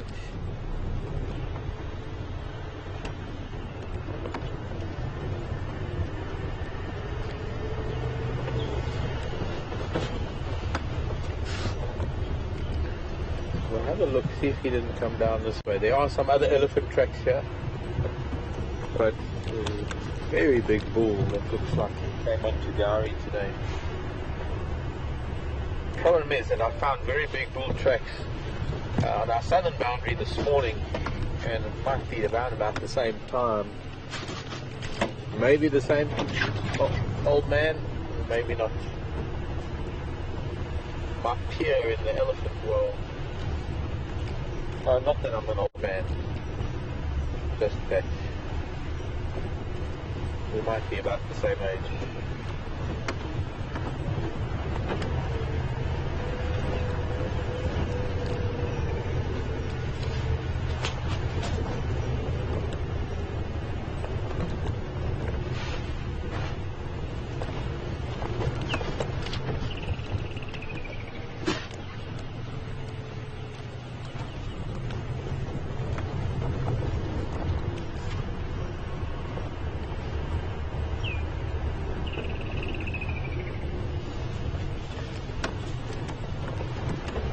Tracking things not all about just looking at footprints. We have to look at a lot of other things, a lot of other aspects to an animal's presence. We have an elephant that was walking down this road. Might have left the road, but I'm pretty sure that the direction is still pretty much the same, heading west. And we're looking for broken branches, we're looking for the dung as well, of course.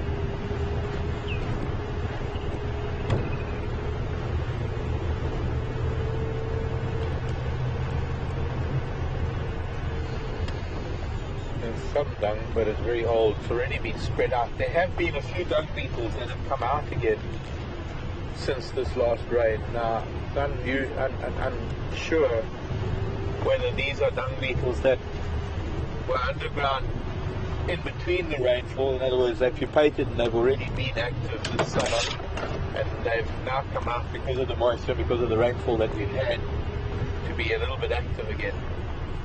See now here?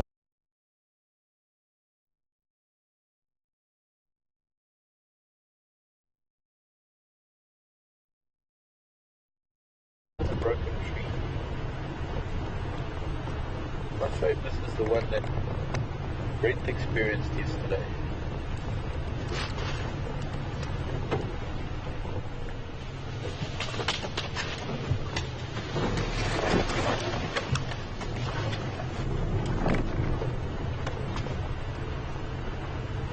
The fact that it's still got green leaves on it might mean that it's still somewhat alive, not going to last long. Maybe still moisture in the trunk, keeping those leaves fed until they dry out in the sun in the next few days.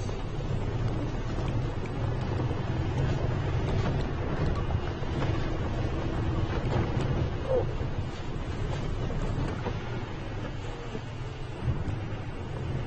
Spider web.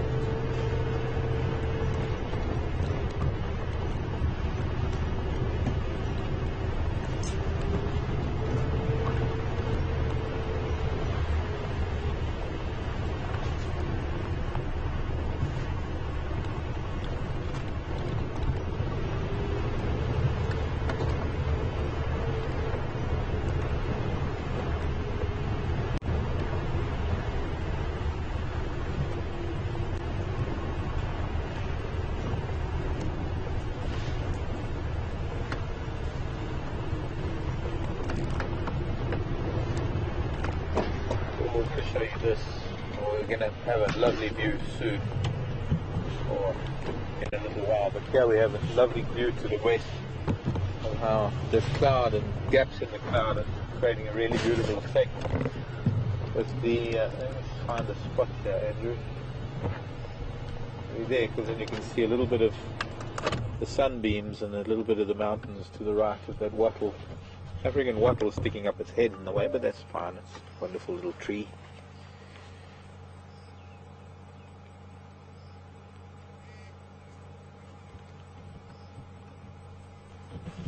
How's it, Scott, go? Drakensberg, Worry Pad.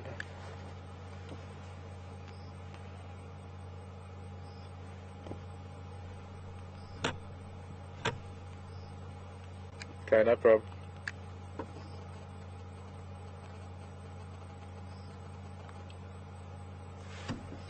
Beautiful scene looking out west. We're going to keep an eye on that. That's going to possibly be even getting better as all of this cloud moves to the south. Ordinarily we have a lot of cloud moving to the north. We have the cloud coming up the escarpment, south to north.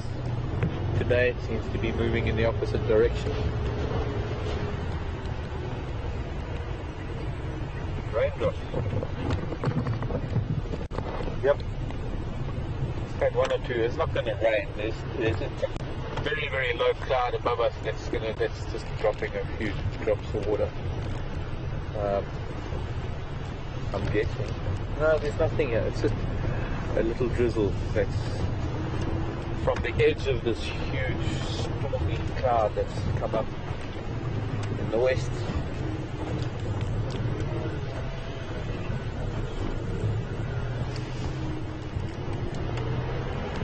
like quite heavy rain in the west actually. But yeah, a couple of raindrops, believe it or not.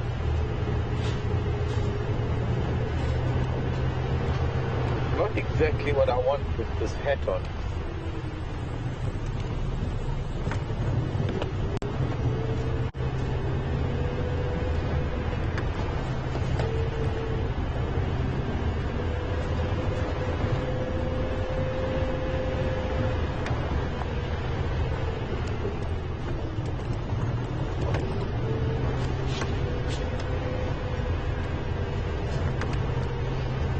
I hope everyone's having a good weekend.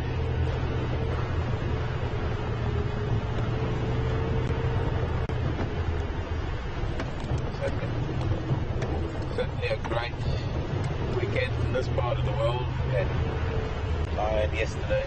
Now we just need to find some delis, I think. Actually, right now, until we find anything. Oh, that's a little burst of sunshine coming through. It's not really a new hat.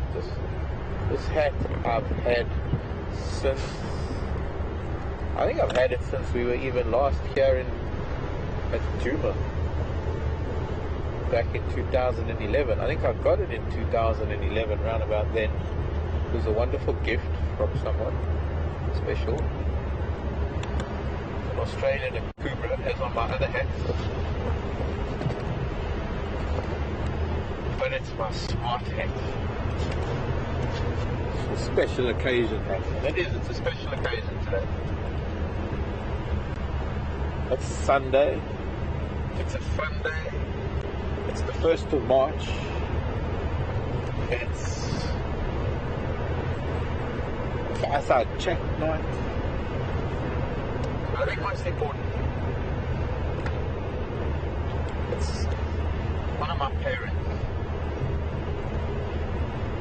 And it's in their honor on a very special day for them. My parents being married 56 years today. My sister posted a photo of my dad on Facebook and I thought, wow, I wonder why I didn't get the looks of his family. Anyway, two most wonderful people in my life and been my biggest support through a lot of, well, let's just put it this way. I'm lucky to be here.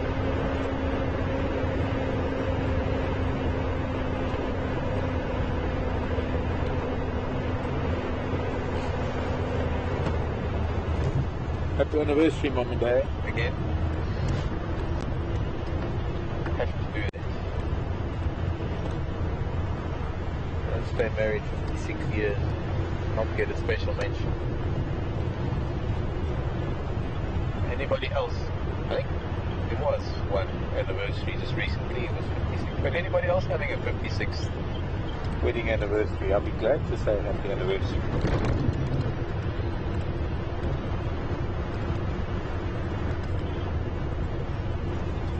Elephants! Elephants!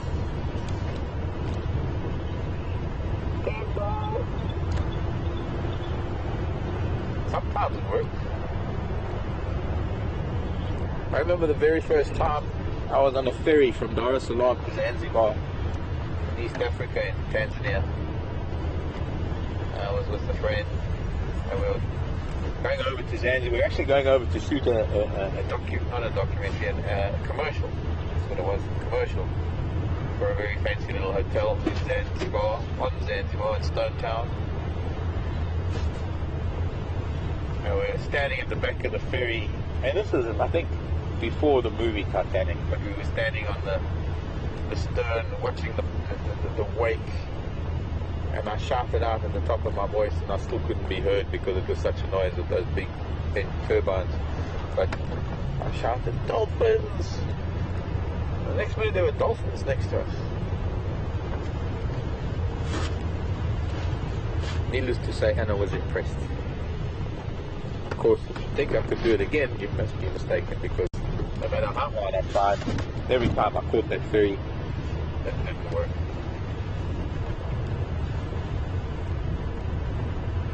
just a lucky first time.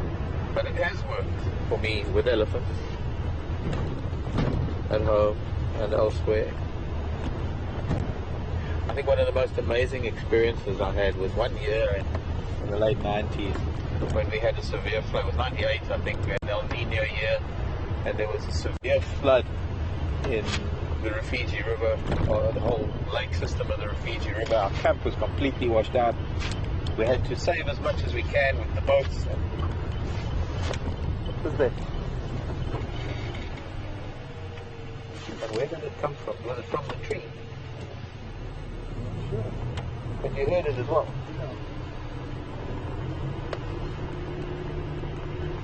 A very unusual noise that I can't place.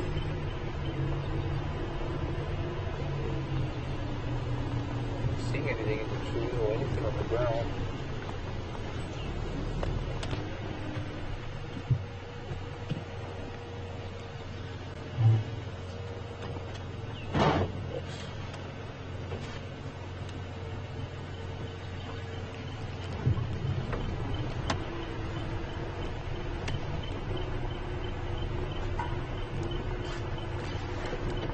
I'll tell you a story instead.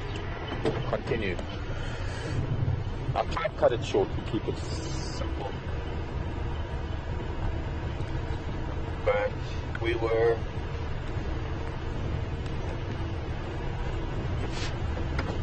sorry, I'm listening to the radio now quickly.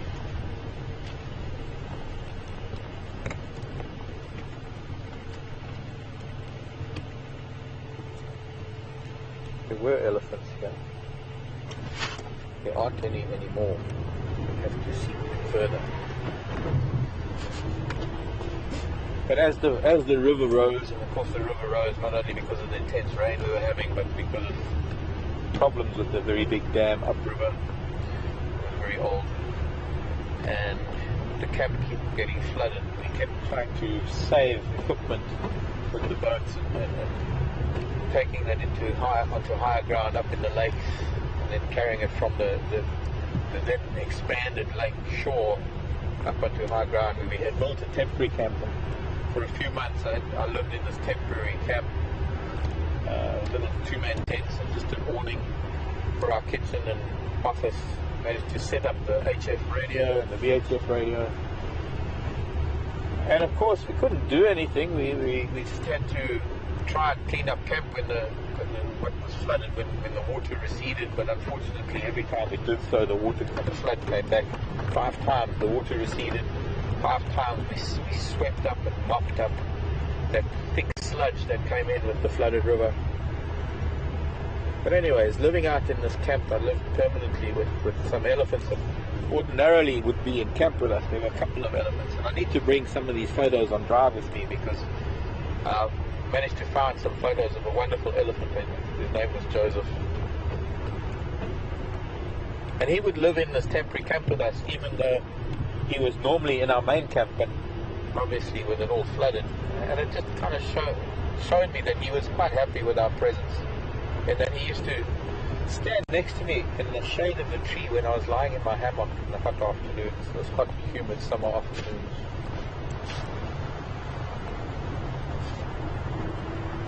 And one evening, or occasionally in the evenings, I would get into one of the vehicles, because I was very lucky. I managed to get the vehicles off of the island. Well, it became an island. It was originally a peninsula where the camp was. And then when the river came up, it turned it into an island, and the erosion was so severe that if I hadn't have got the vehicles out at the moment that I did, they would have all been either washed away or flooded.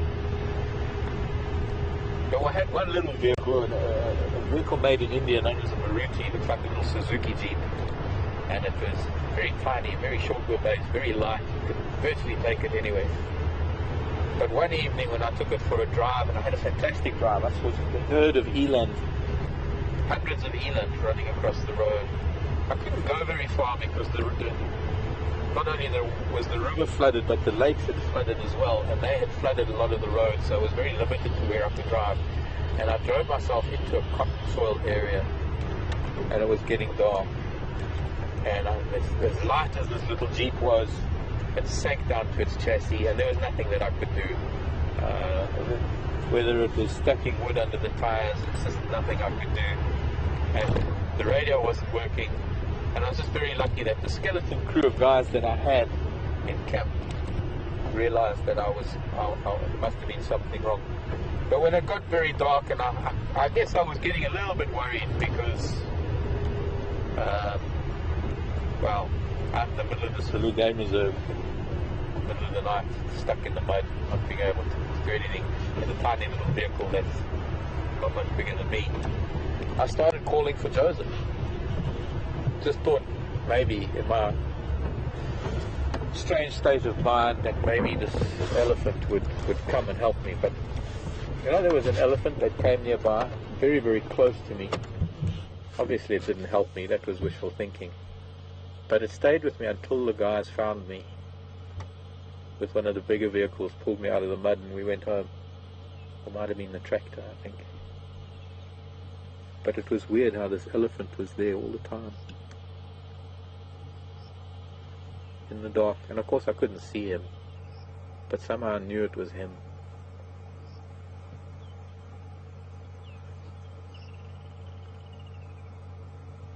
I think while we're here we might as well check this little hyena den, see if there's anything happening here. I doubt it, but who knows.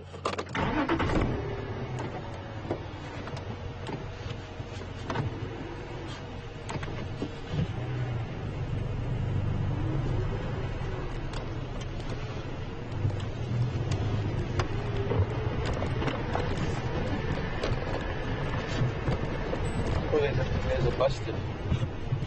We haven't seen them for a while because the grasses have been so long. You can hardly see it as well. You can find the busted in the grasses. We were seeing them in the early parts of summer because the grasses were still short and they were engaging in a lot of courtship behavior. Hard to see it. Can you see it? It's gone now. Well, it's at the back there between those two little acacias, just moving to the left now, level with those trees, but in that middle tree.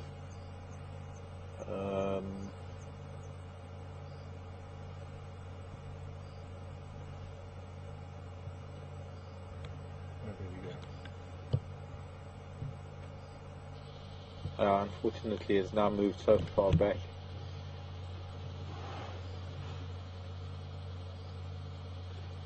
I can't see it now. I can just see her neck. Just on the right of the tree.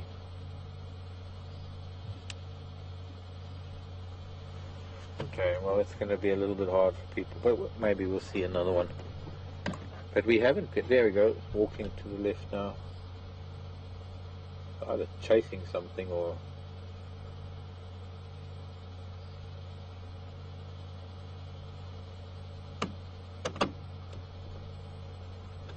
Now you understand why they got such long necks. Try and get through this grassland when you're only that big. So I can't even tell you whether it's a red-crested or a black-bellied. I'm thinking it might be a female black-bellied, but I couldn't tell you. I will be open to suggestions from our regular birders or people who are enthusiastic about birds. Also, if you are new to our safaris, we do welcome birders. We love doing a bit of birding from time to time. And a lot of it hinges on having birds close enough that we can get them on camera. And unfortunately, what being birds, they do get intimidated by the size of the vehicle and sometimes the movement, sometimes just the turning the camera towards them.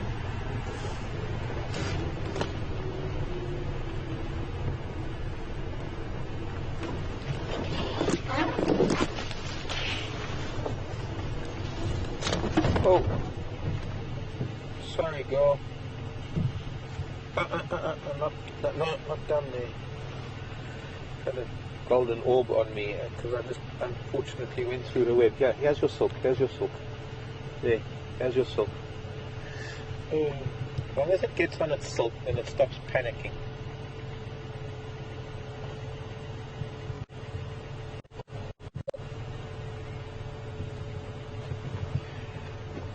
a lot of new webs have been spun because of the very intense rain that we had yesterday.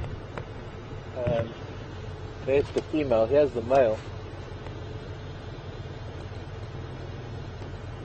Unfortunately, I saw her a little bit too late and I broke her web. I apologize profusely.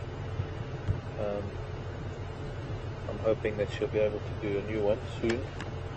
But well, these things happen, I suppose. Unfortunate. I've seen all sorts of animals, elephants, buffalo, animals walk, giraffe. I've seen impala with the spider still in the web between its horns.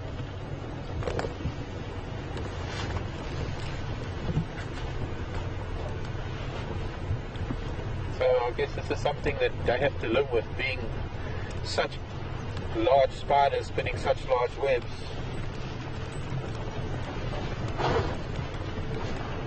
I guess it's something that they got to live with.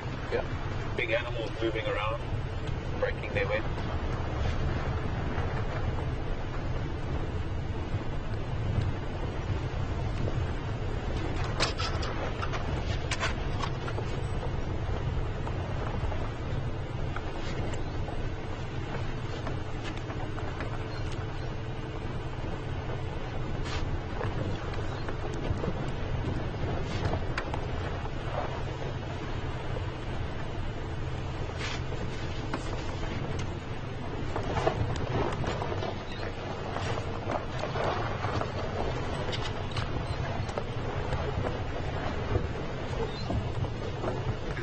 In the den, yeah. The bottom there is like a double square, it's going to run out any minute. There's a huge warthog. And it looks like a very big female. Quite a curve to the horn, right? This, not horns. They are tusks. I'm a little scared to move now because she's going to spook her. I can try.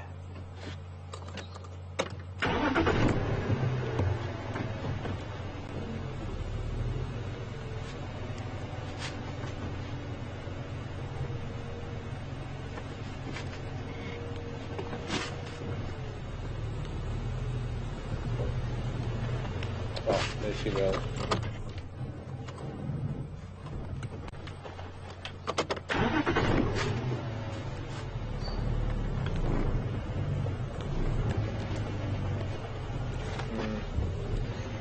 There, piglets coming out now. See, unfortunately, warthog get a little bit intimidated by things at their burrows. Just try and find a gap in the trees. I would say that it's like a condominium in here. The lower condo occupied by warthog. I doubt whether there are hyena in the penthouse. Excuse me a moment to run. Go ahead, Scott.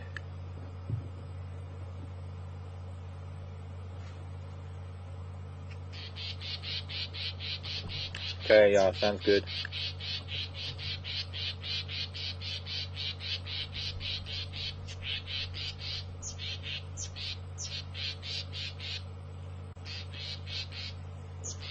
And forward's not going to help us because forward to be hidden by grasses. But I think, well, now the big female's running off and this youngster, which is one of her children, they're most likely going to follow.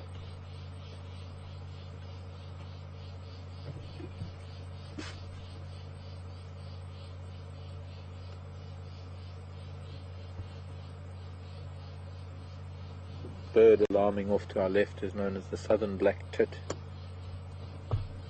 shouting at something, not very happy with something. Oh, and two piglets, and off they go, and a third piglet, and off they go. I think I'm going to leave them. They're probably trying to return back to the burrow for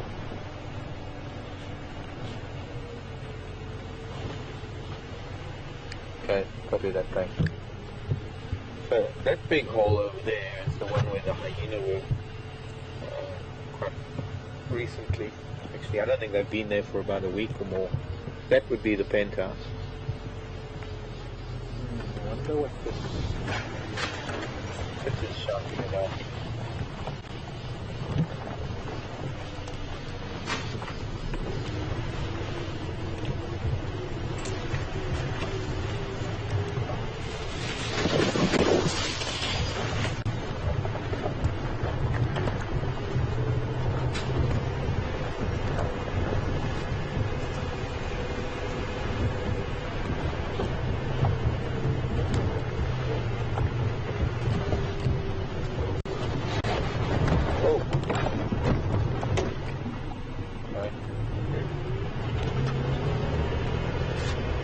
Stuck in the rut.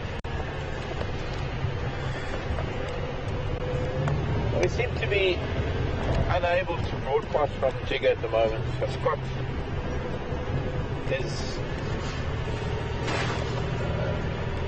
picking up rent and some equipment, and they're heading out onto quarantine and heading out to our area to make a fire and start preparing our evening for fireside chat while we're driving around.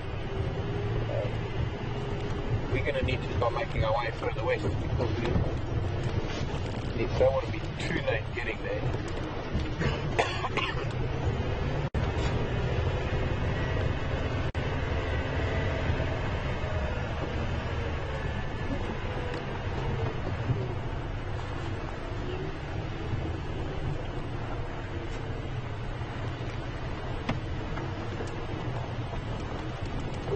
Gary Main.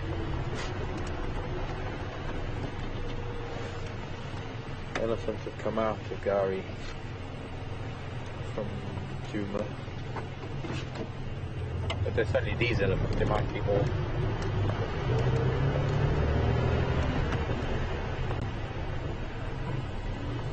There's some elephants that have crossed into what is known as Torchwood.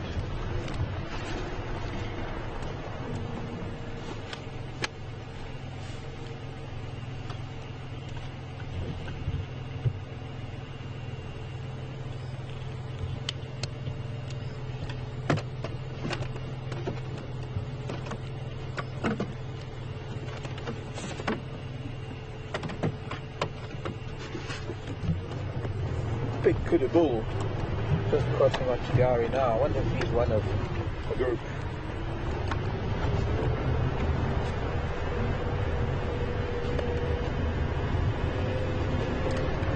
Kudu is one of the biggest antelope that we have, well, is about the biggest antelope we get here. There's not going to be much chance of eland coming through, but you never know. There are eland in Kruger. Chances of them coming through Djuma though are quite slim. Having said that though, I would have said that ostrich are not likely to come past here, but we did have some ostrich coming through Djuma a few years ago. But he's quite an impressive bull. Fortunately, he's moving quite rapidly into some thicket.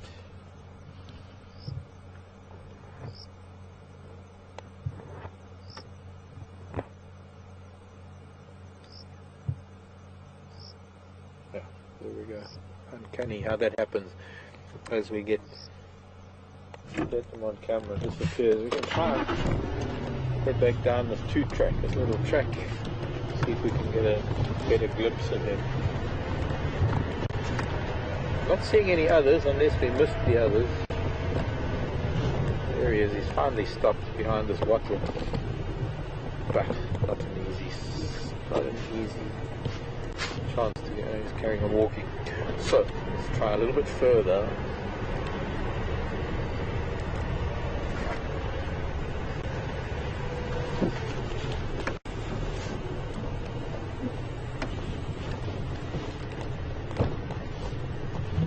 Quite a lot of wattle here. This is African wattle, by the way. Let's see if we'll come to this. There's a bit of a gap. That's the best I can do for you at the moment, unfortunately. One thing about kudu is if one tries to go closer to them, they just tend to run away. And, well, he's found himself in some not only tall grasses, but some rather thick bush.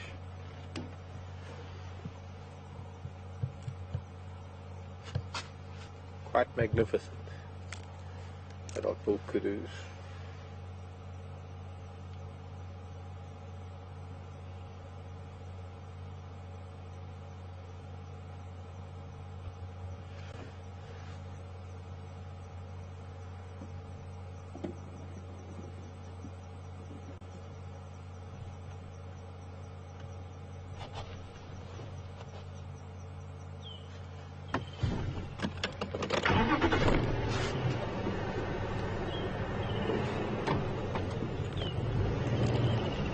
Pretty sky, just that little gap through there. Sorry, I had to get from one side to the other.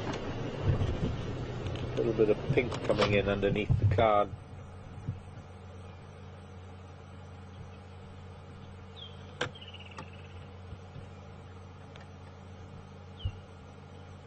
So we'll see more of that. I'm going to stop on Drakensberg Drive so we can get a really good look at the potential sunset that's happening right before our very eyes.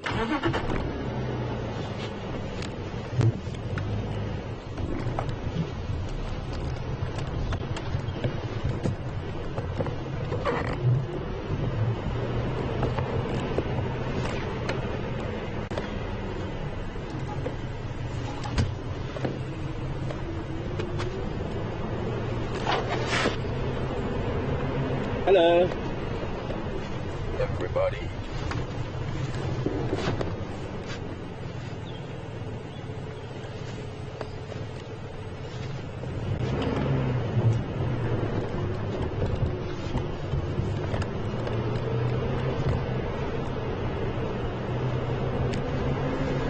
Welcome to my world, a world of wonder.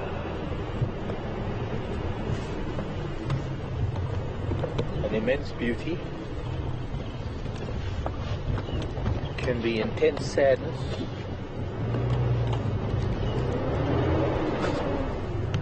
but generally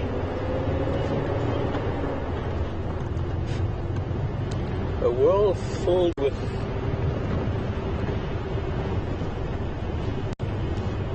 endless possibilities.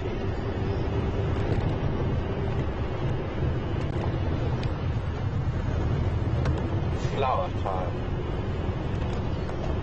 Not only a flower for the lady, but a flower for my mother.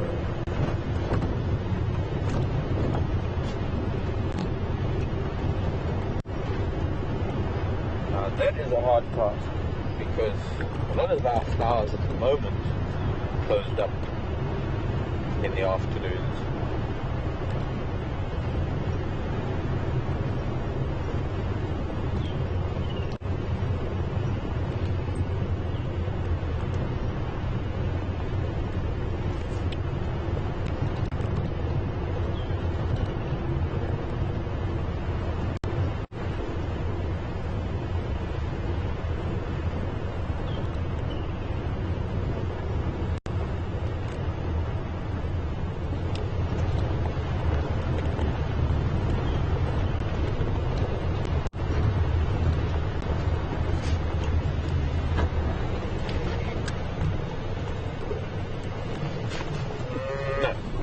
I'm not taking that road. I was going to, but I've decided against it. I think we'll take another road. That one. Let's take that one. One that hardly even looks like a road, but it turns into a road. Trash. But it has beautiful views of the west, the mountains, really pretty sky that is building up in the west. Sun might pop out underneath the cloud.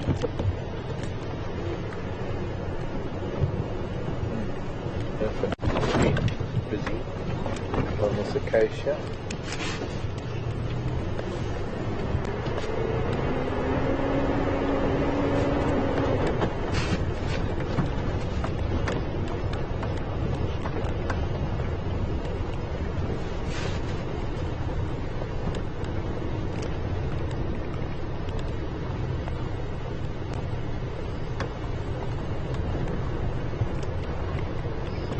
Telephone.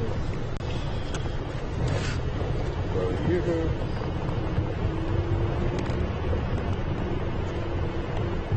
It's Sunday. And we've got no questions coming in. Okay.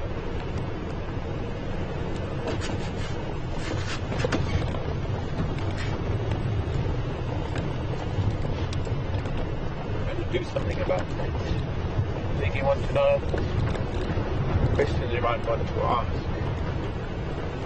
or anything you might want to chat about.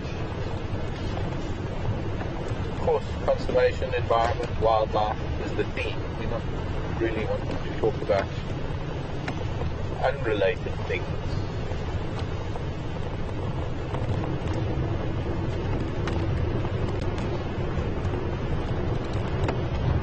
Questions at WildEarthTV is the email address.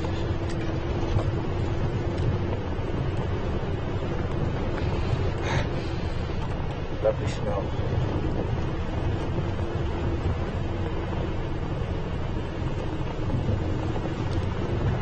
It's a smell of greenery, of moisture and of life. It's I think ozone and oxygen and plants and clean air and an odd little herb or fork that's being crushed by the tires because the road isn't a very good one, old one. Not very frequently driven. Back to a more well-known road. A road named for its view west. It's called Drakensberg Drive. This one little patch of grassland here has a magic view over the Drakensberg Mountains to the west, the escarpment that borders the Kruger-Lofeld area. Altitude here, roughly about 1,000 feet, jumps up to a few thousand feet over the escarpment.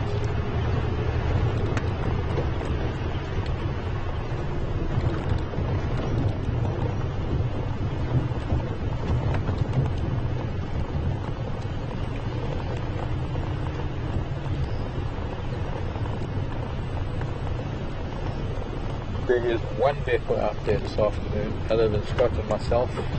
Sounds like they are lying up on Torchwood. Unfortunately, being on Torchwood, further eastward, northeast, we cannot see them.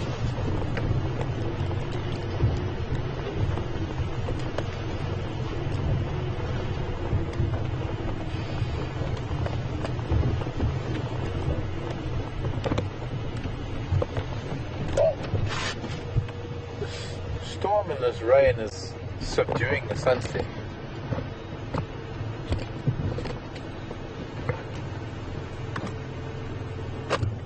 A little bit of pink and orange above us. Aubrey coming?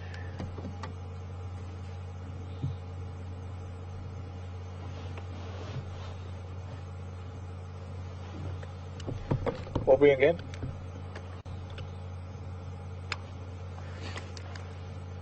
Now, I don't know if you're interested, but there's a Mampimpan Mvubu file at Kwefosuk Dam with a lot of other Mvubu and Nyari.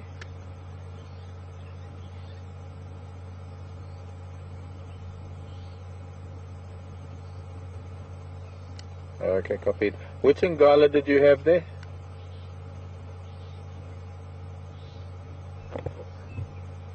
Okay, thanks. Torchwood lions. Beautiful scene. That's where we're heading, all the way over there to the west. In fact, if we have a look just above my hat, there's a little open patch of grassland just about there. There, you can see an open area. That, I think, is part of quarantine, if I'm not mistaken. Oh, you can see a mast there almost. Well, the mast would be the mast at camp, or okay. So the mast is just over the next rise, so that would be where the camp is. That would make that open area. Oh, but that's the mast. That's the Gowrie mast. I don't know if anybody can see that, but on the top of that ridge, in the distance of the mountains, of course, which are maybe 150 kilometers away. But then that far ridge that we can see, the tree line, almost in the middle of your picture, where there's one fairly large tree, there's a mast sticking up. That's our Gowrie mast. That's off Zoe's Road. So that could actually be the open area on Zoe's Road rather than, I think that's what it is, where the hyena den is. That little bit of pale grassland that you can see just in front of that ridge. My guess is that's the open area on Zoe's Road where the hyena den is, and that would make Gowrie a little bit further to the north.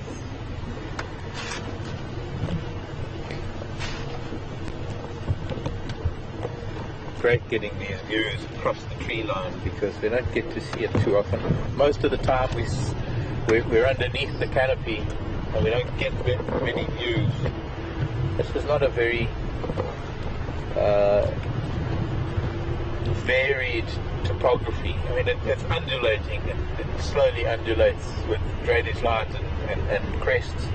And the crests are typically most very sandy soils with very specific tree species that grow on the ridges. As you come, listen to that. It's a special little francolin. Very cute little francolin. Called the Coqui francolin. Coqui, Coqui, Coqui.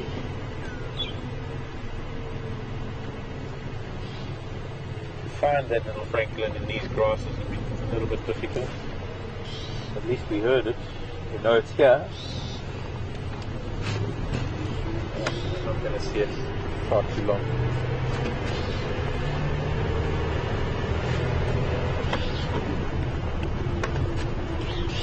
So typically marulas, knobthorns, some of the another plant.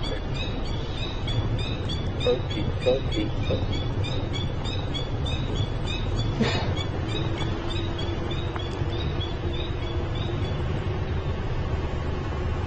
Sounds like a squeaky toy. Almost.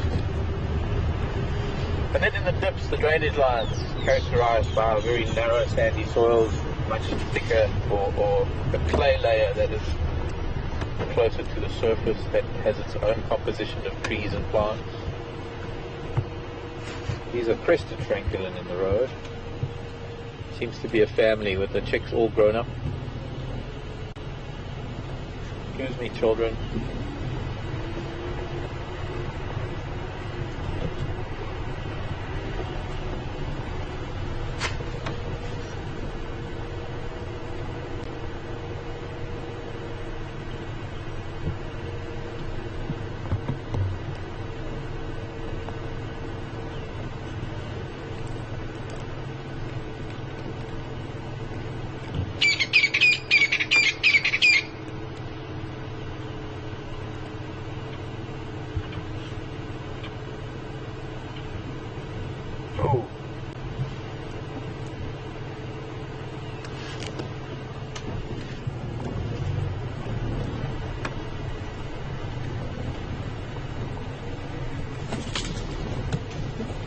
Word of a leopard when I was Tundi, but she's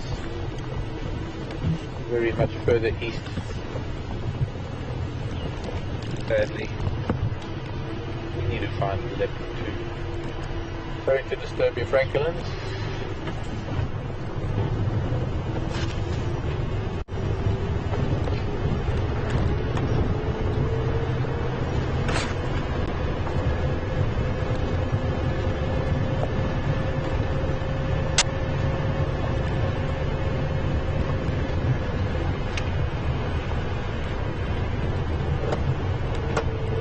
Getting dark before it's time.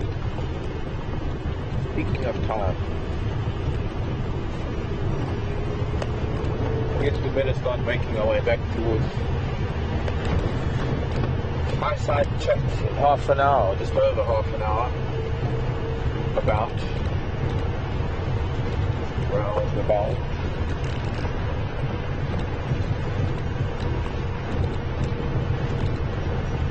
Roundabout.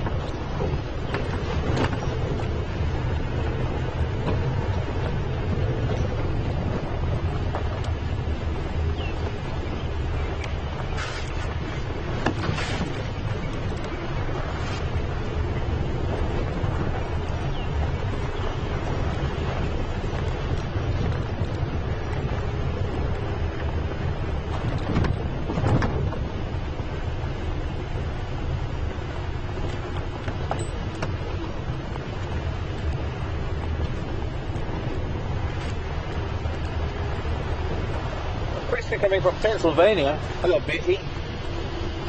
Welcome to our drive this afternoon. Betty wants to know how come some days we see so many animals and some days we see nothing. Where do animals go? Where do they hide?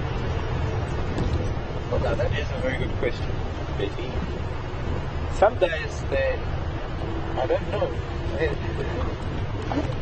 On days we'll find, predominantly on days when there are very severe weather changes, those are the days when we tend not to see very much. Days after the cold snap, when there's a higher pressure system, maybe a warmer weather moving through, and animals start getting active.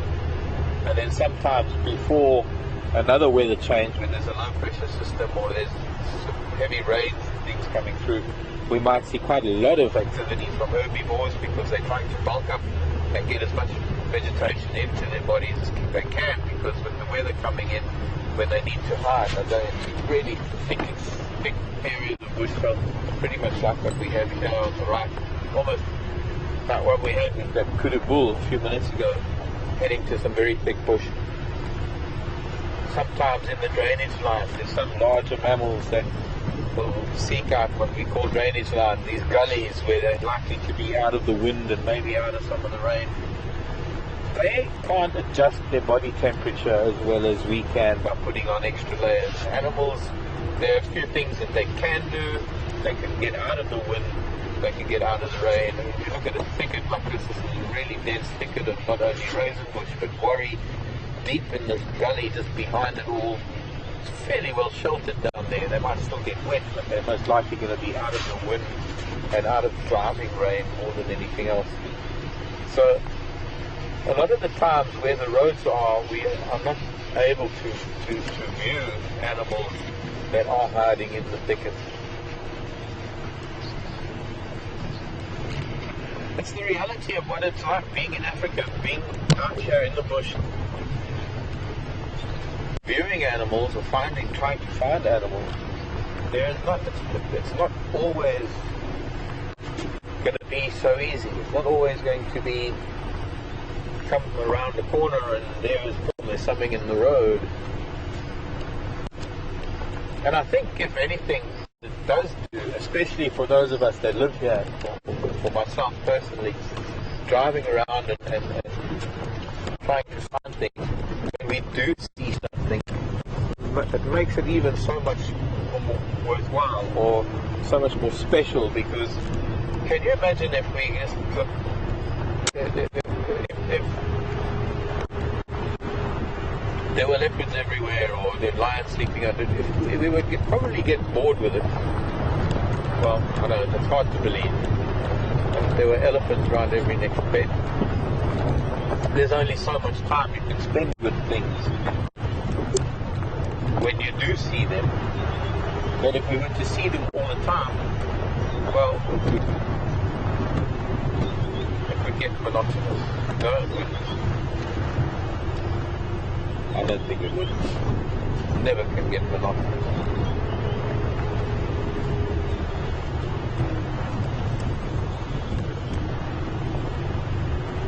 But sometimes, this has probably got a lot to do with this big storm that's been moving to the west of us. The big rain that we had yesterday. It was quite a hot day today. Don't know, there's no real way of predicting when animal behavior is going to change, that it's going to be better for game viewing. The other thing is that we're at a time of the year now when the grasses have reached pretty much their full height, and they now are going to grow a little bit more. There's going to be more growth into April, when we can officially say the wet season is over. And a lot of animals are going to lie down and they're just going to tuck their legs under them and chew the cud. And I say, sheltered spots, a lot of the time we might not even be seeing them because their heads are either eye level with the grasses or below the grasses.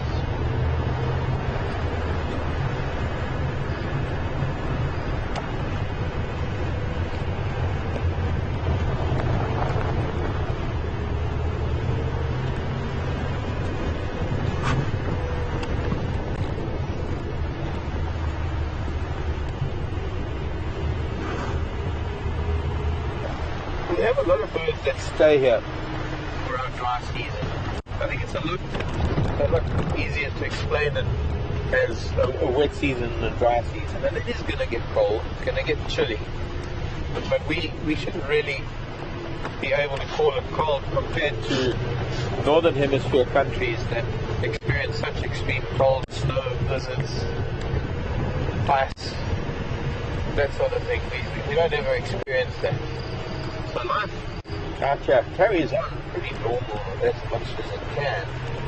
A lot of the migrants go back to wherever they come from. Some of them only come here for a visit. Some of them go back to where they came from to breed in their summer. But to my knowledge, and I'd love to hear from anybody who can tell me otherwise, because I love to learn new things. At the top of my head, I can't think of a bird, a type of bird, that actually comes here for our dry season and then flies away for summer. But then I've got a few hundred birds to think about, so I'll give it some thought. In fact, maybe I'm going to ask the guys at Fireside Chat this evening. See, maybe that'll work. See if Scott or Brent have got any ideas on that. That's another thing. Fireside Chat is happening very soon. We're getting closer to camp, and what we're going to have to do is we're going to have to shut down just for a couple of minutes so that we can get things ready. Although we've got the fire going and the guys are already out there, we need Wendy there to be able to broadcast the Fireside Chat, not Tigger. And so there's going to be a few minutes of us having to just briefly say goodbye, give you time for a bit of a coffee break or a stretch in your legs, and an intermission. Let's call it intermission, around 7ish, and then we'll be back live as soon as we can from around the fire, 3 of us. And sitting around the fire, it's like having you with us around the fire and having a chat, really.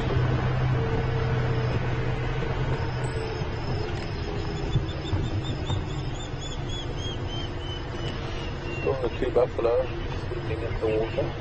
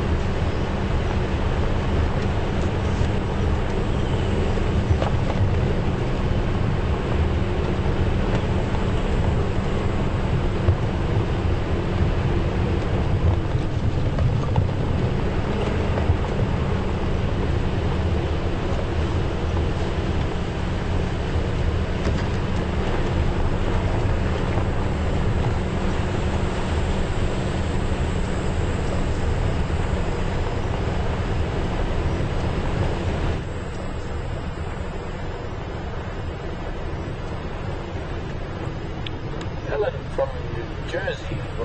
Good evening to you. Thanks for your question, Alan. I need to know where the francolin go at night. The roosted trees, or they hide amongst the grasses. A bit of both. There's some fish francolins that do roost in trees.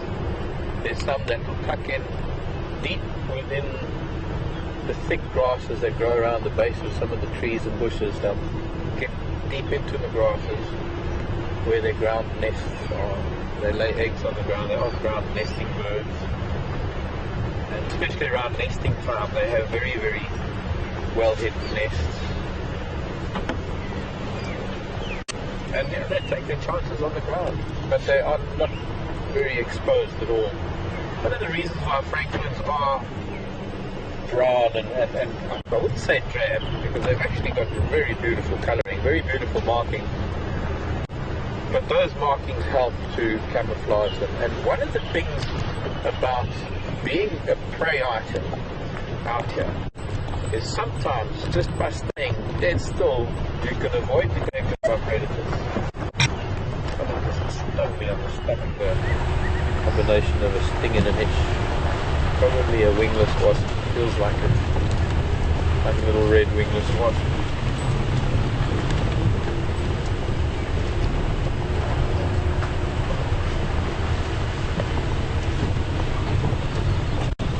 Probably fell in my shirt from a branch or something.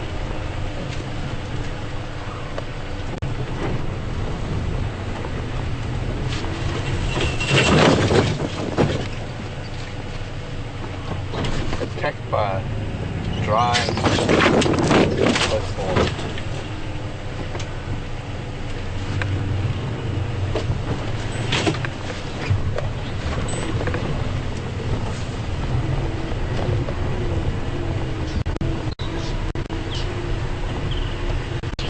I wouldn't call francolins cryptically coloured or marked, cryptic marked.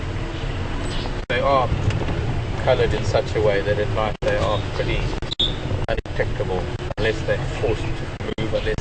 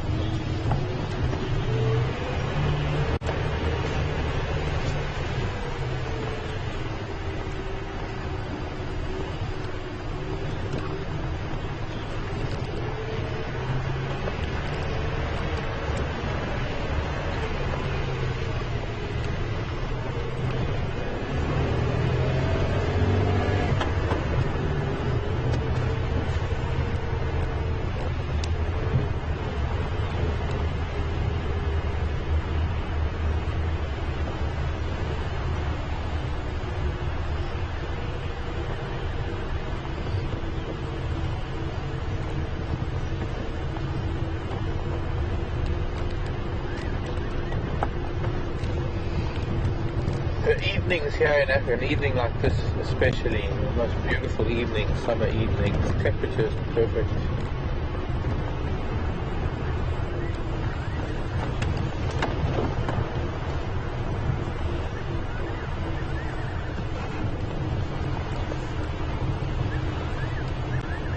That's okay. Carry on. Yeah, go.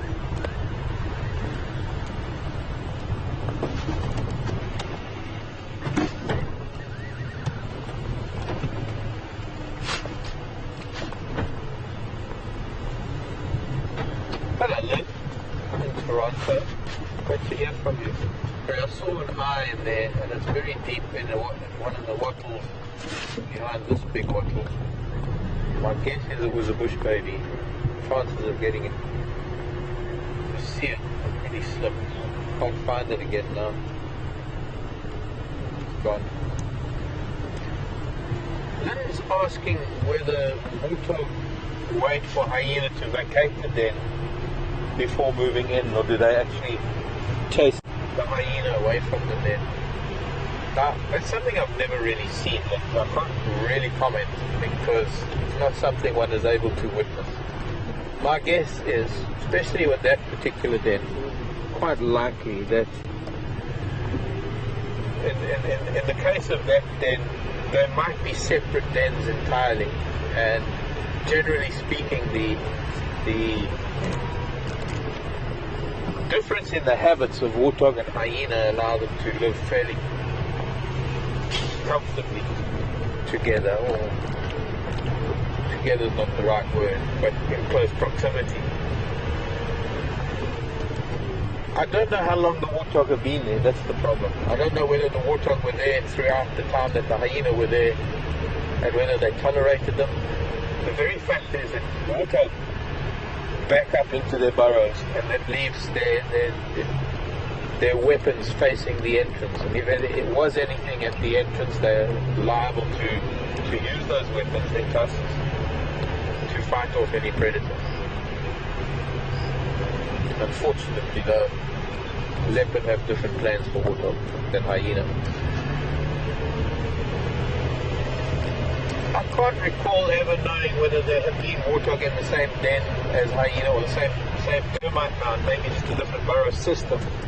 I don't know that particular burrow. I don't know if that bottom entrance.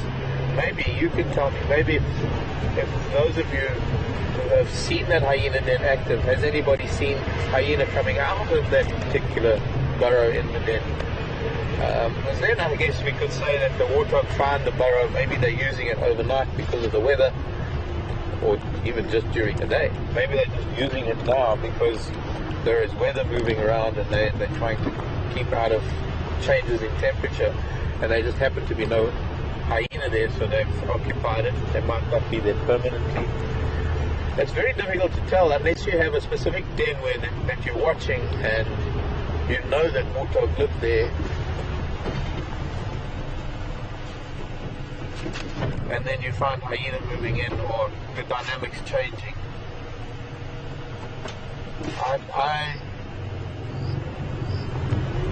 can't imagine that there's any set rule of behavior for warthog denning and hyena denning and whether they come across each other. You know, we know that there have been stories of warthog sharing their dens with porcupines because the porcupines sleep there during the day and the warthog sleep there during the night. I have to be there again. I can't say that I've ever experienced that. I can't say that I've ever known of a specific den that has had both at the same time. I know of dens where there are times when there are warthog, and there are times when there are porcupines, and there are times when there are hyenas. But whether it's at the same time is another story. And who gets there first, and whether the newcomers arrive only after the previous tenants have left. That is something that we would have to do. We would have to put up a trails camera, a camera trap, to monitor movement. It would be an interesting subject, though. It would be a very interesting study, but of course we wouldn't be able to draw any conclusions from merely one study. We would have to we'd have to do it, replicate the circumstances, well, not replicate, but we'd have to do the same thing to many dens in many different habitats in different places, different parks, and see how things work elsewhere.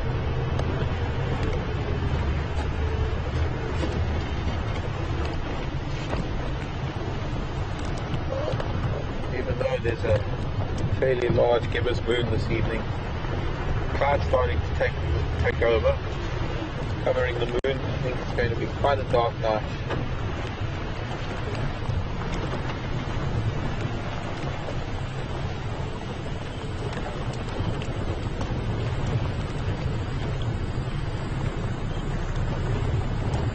The lion were drinking last night, and they went up this road, but they've also moved quite far north. The beauty about what we have done today, even though we haven't seen much, is that we're doing it again tomorrow. And what we might not have seen today, there's always a good chance we'll find it tomorrow. So do not despair. I have faith that the animals will crawl out of the woodwork for us sooner or later. Oh, sorry, night, John. I didn't see you, John.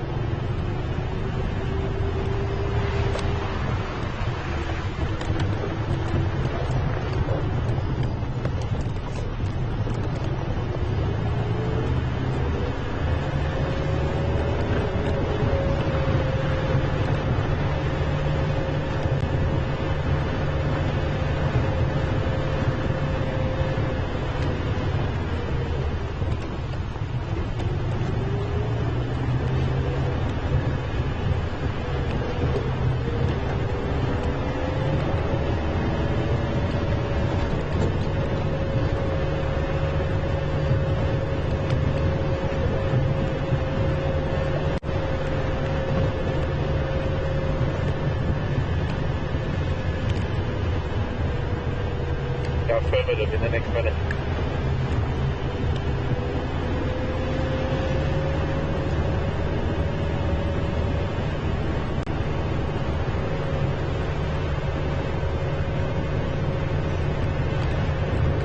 Okay, well, we're very close to Fireside Chat to quarantine. We're on quarantine now, actually. This is the southern end of it. Quarantine is a big open area and very close to camp. Quite often a lot of animals on quarantine, although there hasn't been anything here recently. I think the fact that lion killed a wildebeest here recently has kept both wildebeest and zebra away. There are still impala that live here. They're possibly going to come out onto the open area tonight. We might see them in the morning. But for now, I can see the lights and lights camera action off in the distance. So I'm going to just say goodbye to you for now. Brief goodbye. Not going anywhere. Just a brief goodbye. Or give you enough time to just get refreshments, get yourselves comfortable. But we're going to just go off air for a bit so we can get all set up, and we'll be back with you soon as we can.